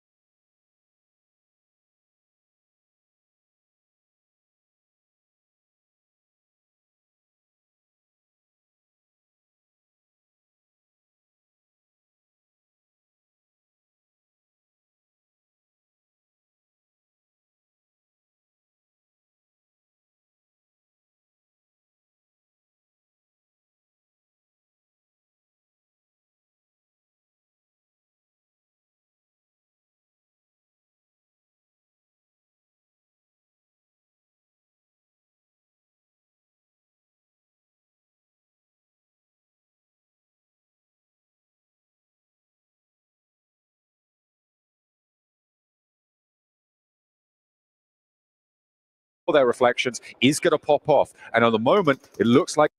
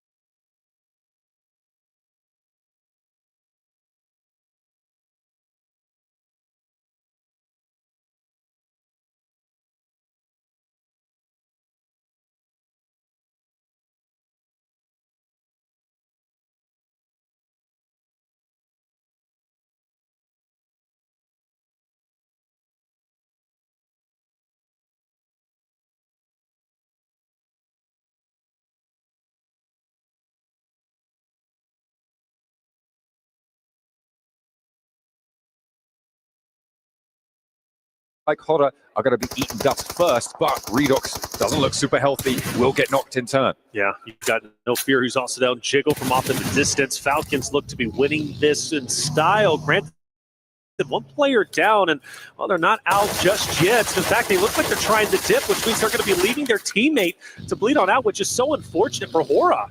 Putting up a wonderful fight, and Falcons are feeling the heat. Sleepy able to spray them down, and actually Otter staying as live as 4, with Novalo getting felled as well by 4 Thrives. This is disastrous for the Falcons. They couldn't afford to have a bad game. They weren't able to leave El Pozo uncontested, and they are now flagging horribly. They are not going to be able to earn a lot of points on this map, and it looks like they're going to be ending their day on 22 points. Alpha 7 have taken a knock over towards Carrillo in the meantime, but they are looking a whole hell of a lot healthier. Unfortunately, there's an IQ nade sent over the top. Is it going to connect? Doesn't look like it's going to find that knock, and will be allowed to find the res for Carrillo. 4 Thrives, they got history, but hey, there's even a third party off in the distance. Things are getting spicy. To be expected on the final map, teams are fully committing. IQ finishing off Revo, that's going to hurt. Typically the lead slayer for the Alpha 7 roster, but Mafioso also gone. And just like Falcons, same fate for Alpha 7, it seems, right? Both of those rosters started at a standstill. We thought they were going to explode into an engagement. It doesn't happen. By the time they have to shift all the way down south, well, they run into some issues. Our top rosters, unfortunately, falling a little bit early. And for Alpha 7, time is running out for them to get their last teammate back onto his feet. I just don't think it's going to happen. It's most likely going to be a solo trying to take on the world. Same story for Falcons. Both of those two teams too slow off the mark. The hot drop, that was terminal for them, and Koa will go down on a rotate. Team Secret plays spoiler on that rotate from the north side to Alpha 7. Without the influence of Team Secret there, it would be a different story. It would have been a fairly even fight, I feel, between them and 4 Thrives, but it was not to be. They were too slow off the mark, and the circle continues to push us ever closer to the center here. I'm looking at teams in Chumasura. I'm thinking they're not going to have an easy time of getting out of this one, but these hills hold a lot of nooks and crannies, so potential to play snake, to play slow, try and survive as long as you can. It's a zone shift relatively soon. Vision, not a bad day from them per se, but still finishing this game off would feel great for them, of course, and they've got to now travel once again further in, and they're going to have to cross paths with AXTMG, which is not going to be a good feeling, because I do think AXTMG is going to take the building just up ahead of them, depending. You've got a lot of company in that one area. For example, who's going to be looking his way? And Henry actually looks the opposite, so. Across the circle towards Regnum Karya. Yeah, they've managed to take a power position. I'm so impressed. This could very well be the roster right before you to win 3 out of the 6 games today. A heroic effort for a roster that has played so very well. Already at 3 eliminations. One of the things we discussed was they're in 3rd place with 2 wins of the day. And that means because they're not necessarily slaying out per se, but this game could be incredibly valuable based off of their positioning. Now, I do want to say rest in peace, right, to one of our rosters, 4th Rives, who is out. I feel like they put up a wonderful fights and a good engagement against Alpha 7 a little bit earlier, but they exit a little bit earlier than they were wanting in our final game of the day. But yeah, at the moment, I think DRX are in a great spot. The question is, though, for Galacticus, how can they get out? Can they effectively lead? Because I think DRX is going to gatekeep them. It feels that way. Might just be.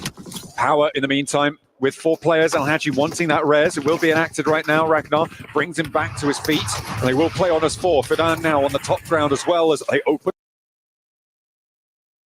Doing so in the vehicle, even if they're fully collapsing. So now that you're so focused on YG, DRX is now getting pincered. The vice grip is closing. YG are taking damage, and DRX is pushing down. Yes, they'll get the eliminations, but now they've got the low ground. And the question is, will they get punished much like they just did the YG from Regnum Kara?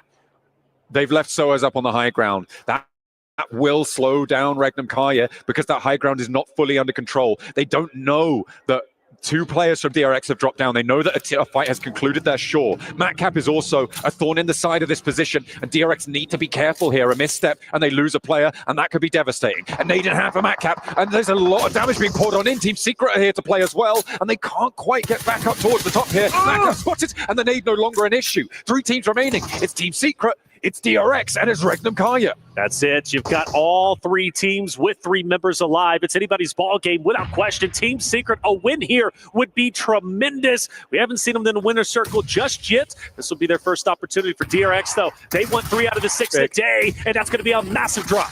Where's Regnum Karya in all of this? The opener for DRX is good, but see them make a move against 4th Rives up into the north side. Be close. Slight adjustments will make them go that far. Okay. Zone, and you often end up fighting early